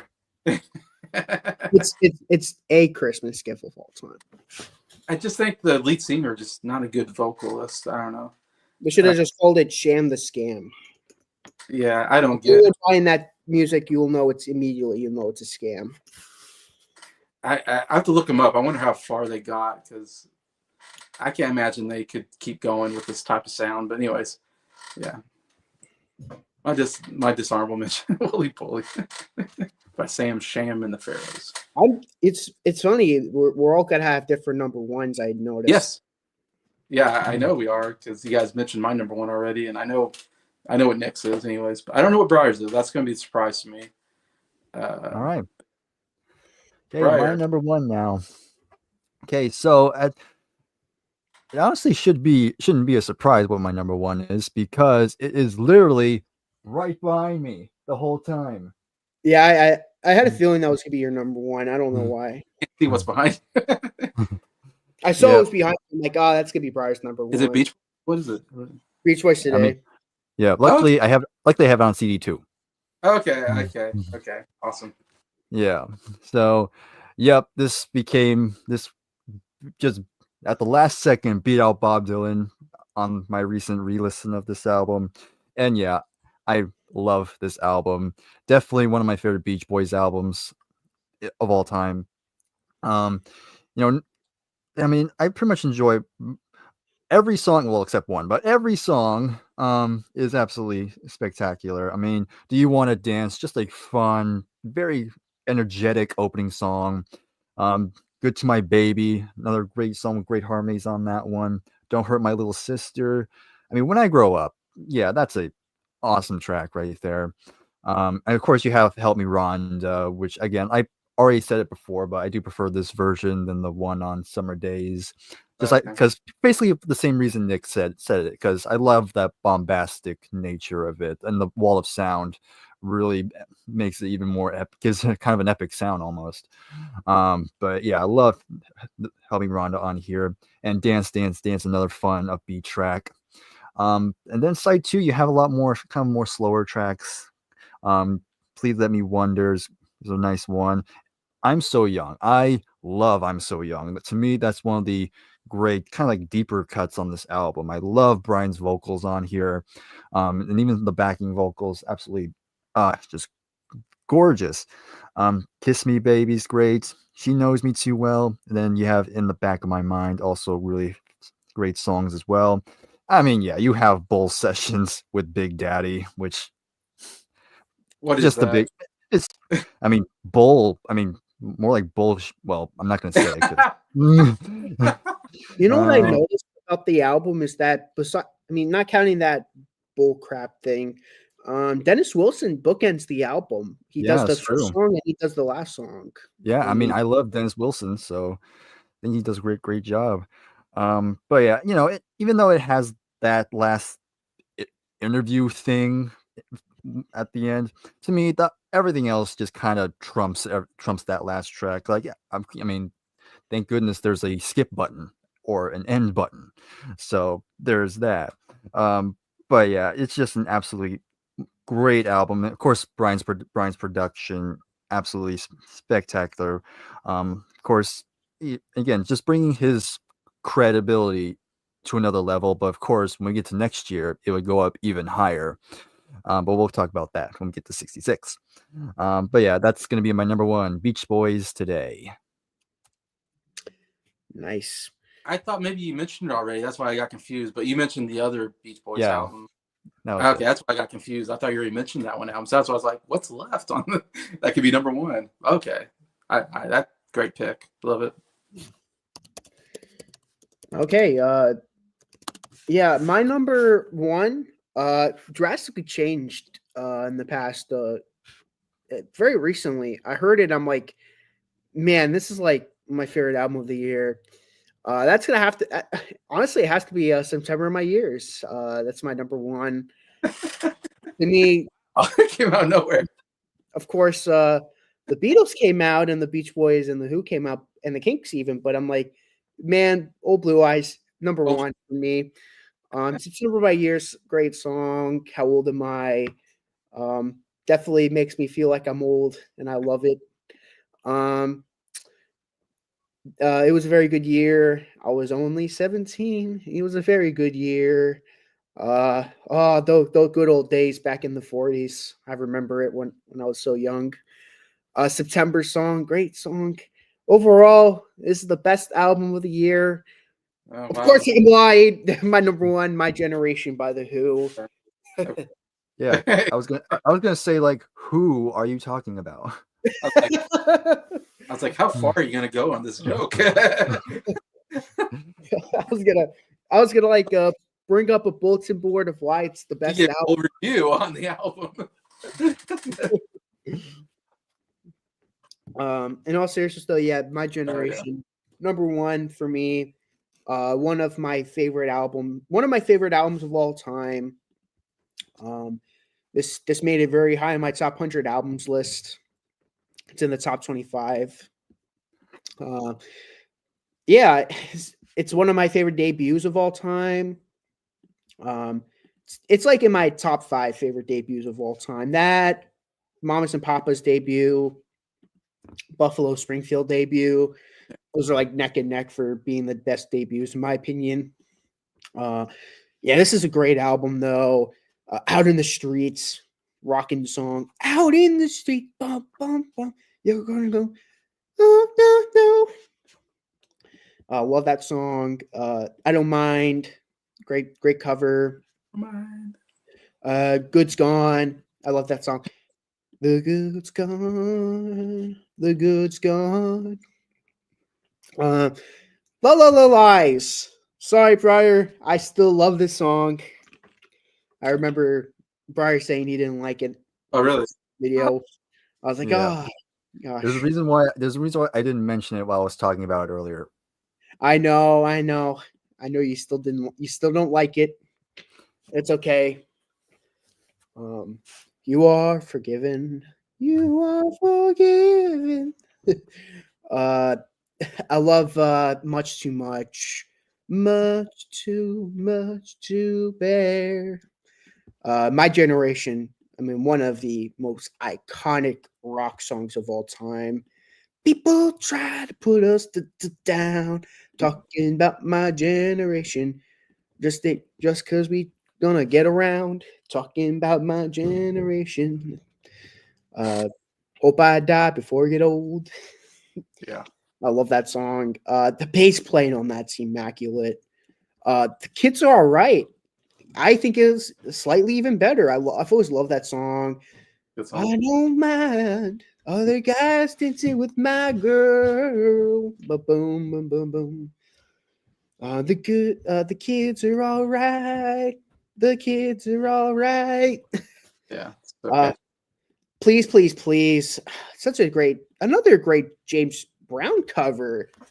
They really surprising me with the amazing covers. There's only 3 covers, and I like all 3 of the covers. It's Not True. It's a little goofy. I haven't got 11 kids. I wasn't born in Baghdad. I'm not half Chinese either, and I didn't kill my dad. Stupid lyrics, but I love it. I'm a Man. It's Bo Diddley cover. I love Daltrey vocals. When I was a little kid, at the age of 5, I'm away now. it's like definitely the Roger Daltrey we're not going to be hearing in Who's Next and the Who Sell Out. So definitely interesting to hear him sing that way in this song. Legal Matter. Got Pete Townsend doing lead vocals. A really good song. One of my favorite instrumentals of all time, The Ox. That bass playing is so good. Definitely why he's called The Ox. And I love the drumming on it and the piano playing by Nicky Hopkins. Good. Oh my gosh. All three of those players were on fire. For the longest time, I thought it was a guitar playing. Meanwhile, it was a bass playing. I'm like, Yeah. that's a bass? What? I was so shocked. I'm like, no, that has to be Pete Townsend going on the guitar. I'm like, no, it's John Entwistle. I'm like, wow. That has to be one of my favorite instrumentals for that reason. It's mind blowing. I don't know what my favorite song on the album is. It's either that or The Kids Are All Right. Those have always been my two favorite songs on the album. And I always say it's ironic because that was the A side. B side was Kids Are All Right, the Ox. So it's like, man, I couldn't have thought of a better A side B side pair. But yeah, that's my number one. My Generation by The Who. All right, so the question is, can Breyer do the Ox on the bass? Hell no. I'm not worthy. Or My Generation. Do do do do do do do do do do. I can maybe do the riff, but not the soloing. Dear, dear, dear, dear, dear, dear, do, do, do, do. Oh, no, yeah. Yeah, we all have different number ones in string. We get the Beach Boys with The Who. My number one is so obvious. I mean, everybody knows my number one, but I'll say it anyways. Rubber Soul. Of course, being a big Beatles fan, my top two spots are Beatle albums. And because they're two of my favorite Beatle albums of all time. I mean, what a incredible year for the Beatles. I mean, putting out Help and then Rubber Soul in the same year. I mean, I think that's absolutely incredible. In my opinion, no one's put two albums in the same year as good as that. Like, that's a great 1-2 punch, in my opinion. Obviously, two huge hit albums. Yeah, you guys talked about this. I mean, to me, I was just thinking just now, like, I mean, this, if you're putting a list together of like some of the most important albums put together, I think, in my opinion, I'd put Rubber Soul on that list. I think we've mentioned Highway 61 Revisited maybe be on that list. Sgt. Pepper's Lonely Hearts Club Band and Pet Sounds would probably be on that list. I don't know what else, but those are the four I came up with just on top of mind. Like, you're talking about albums that really changed, the way we do albums, if you know what I mean. Because this is like, yeah, like I said, this is one of the albums that's like really changed, like from, hey, they started doing this, Hard Day's Night had all originals. Help had mostly originals, except for like two covers. But we're starting to get into this period where it's like, because if you look, me and Nick, of course, we've covered all these 60s albums. They're full of covers. Like, every album is like, you got maybe 1-2 good originals, and then you get a bunch of covers. That's a pretty popular formula for 60s. And it's kind of frustrating sometimes when you go, gosh, I've heard the song many times on other albums covered, but we're getting to this period where it's like, okay, now we're just gonna have all originals. Somewhat groundbreaking, I think, for the time, is like, we're gonna do away with covers. We're just do original stuff, and also just the production value is just amazing here. Like I said, again, adding so much other instruments into this album, and yeah, just it's so astronomical that we talked about before. Brian Wilson heard this album and was like, that's the best album I've ever heard in my life. Like, I've never heard an album where every song, like I said, there's no throwaway songs. Every song, no filler songs, I should say. There's no fillers. It's just one great song after another. Yeah, and Brian Wilson was like, I got to outdo this one. And then he comes up with Pet Sounds, So, I mean, just for that fact alone, that's why I say it's like one of the most important albums, I think, put together, because it influenced Brian Wilson to make one of the great albums as well. And then that influenced the Beatles to come out with another great album. So that's how influential this album is. But yeah, it's got some great tunes. Drive My Car is the best rock song I think they've done at this point. That bass comes in. Yeah, I love the bass on this. I said this before, but I felt like Paul was like, he never wanted to be a bass player. He wanted to be a guitar player, but they need a bass player. So he's like, all right. And Paul, to me, is the most gifted musician in the band. So he's like, all right, I will master the bass for the band. So he starts playing the bass, and he's just playing probably more or less basic, probably bass playing. And then with this album, he's like, you know what? I'm going to be one of the best bass players out there. I mean, not as good as John Entwistle, but I'm still saying he upped his game as a bass player on this album, in my opinion. Uh, Starting with Drive My Car. I think even better in Revolver. You know, his bass playing just gets better. But yeah, what a great rock song, Drive My Car. Yeah, Norwegian Wood. Love that song. One of the great. Again, these are all like top tier Beatles songs. Norwegian Wood. Again, very has to me a Bob Dylan influence here. Great songwriting. Obviously talking about like a girl that John had an affair with and on his wife and all that, you know. Though, yeah, I don't know if his wife knew this, but that's what the song was. Kind of subtle here, but yeah, Nowhere Man, again, one of the greatest, another top tier Beatles song. One of the best harmonies I've ever heard on a song. When they go, he's a real nowhere man. The harmonies are just so good. How they start that song. The acoustic guitar playing, absolutely fantastic as well. And even the guitar part has some good stuff in there. But yeah, everything else so good. I mean, You Won't See Me. That's really growing on me. The more I hear that, I'm like, man, this is one great song. Another great harmonies and all that. And yeah, some great deep cut songs there. I think that's what makes the album so good is when you got songs like Girl on here. It's not a big hit song, but it's amazing. Wait is so good. It's no one talks about the song, but the harmonies are fantastic. It's a nice, catchy song. If I Need Someone, one of my favorite George Harrison songs. So catchy. And the harmonies are just fantastic on there. And then my third favorite Beatles song, probably a top 10 song all time in my life. First time I heard the song, I loved it so much. You know, kind of like Yesterday. Yesterday is my favorite song. This is my third favorite song. It's just that guitar part at the beginning, dun dun dun dun dun dun, and then the harmonies. There are places. I mean, once it hits you, it's like, oh my gosh, these harmonies are so great.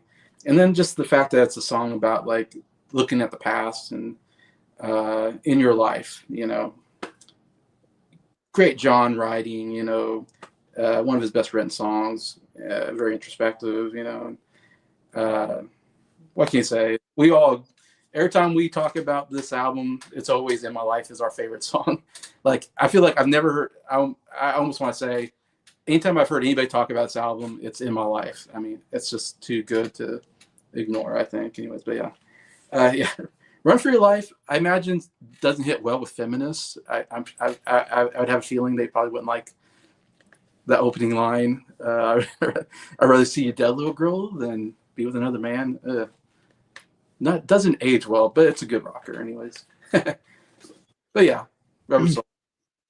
I'll say the older I get, the more In My Life becomes my favorite song on the album, because yeah. My favorite song used to be, for the very long time, used to be Nowhere Man. That used to be my favorite song, but then the older I get, the more I appreciate In My Life. So it's like kind of a maturing thing. Same with the When I Grow Up to Be a Man. That's like my favorite song on that album used to be Help Me Rhonda, but the more it's like the older I get, it's like another song just ends up taking that reign. So yeah, I can't imagine In My Life not being my favorite on Rubber Soul. Oh yeah. All right, that concludes 1965. We put it in the books here.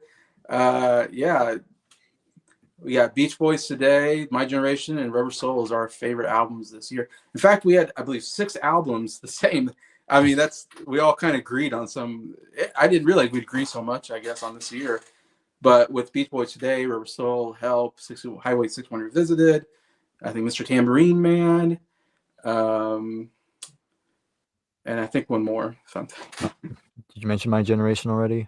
My Generation, yes. I believe those 6 albums. So we all agree those are 6 great albums. So outside everything else, definitely listen to those 6 albums if you haven't already, because they're classics for a reason and why they're on our list. But man, thank you so much to Nick and Briar. I have so much fun doing these lists and hearing your guys' opinion on these songs. For me, this is the best year so far. Like I said, I had 4 10 out of 10 albums on this year alone. Definitely a big step. 64 was a good year. This is even a bigger step for me on 65. I guess we'll close out by what do you guys think? This is your first year, Briar, so it's hard for you to say this the best year you've covered. Yeah, it's best year I've been a part of so far. Yeah, but you probably agree yeah. it's going to be a great year. But Yeah, it was a great, it was a really good year. Again, a lot of good stuff here. But of course, 60s are not over yet. And I think I might have said this earlier, but as we move forward, things are going to get even better. yeah, so it's like we're just starting. It's like you're right. It's like it's just going to get better about every year, probably. Still, this is such a strong year. What do you think? Best year so far, Nick? My favorite was actually 1960. 1960. No, of course, this is by far the best year in music. I mean, the Beatles, the Beach Boys, the Who, arguably my favorite band. I've been saying the Who and Queen are my two favorite, like tied, but my favorite band being debuted at this year. It's like how can you not top that? It's like, gosh. I mean, of course, when Queen debuts in '73, I'm gonna have a lot of great things to say about that year too. We'll be talking about Queen, yeah, I think on this on this list.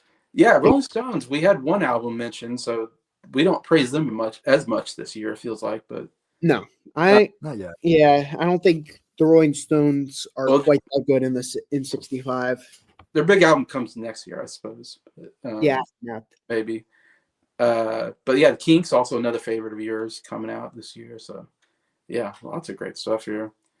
Anyway, so yeah, thank you for joining me on this, and thank you for everybody watching. Thank you, Keith.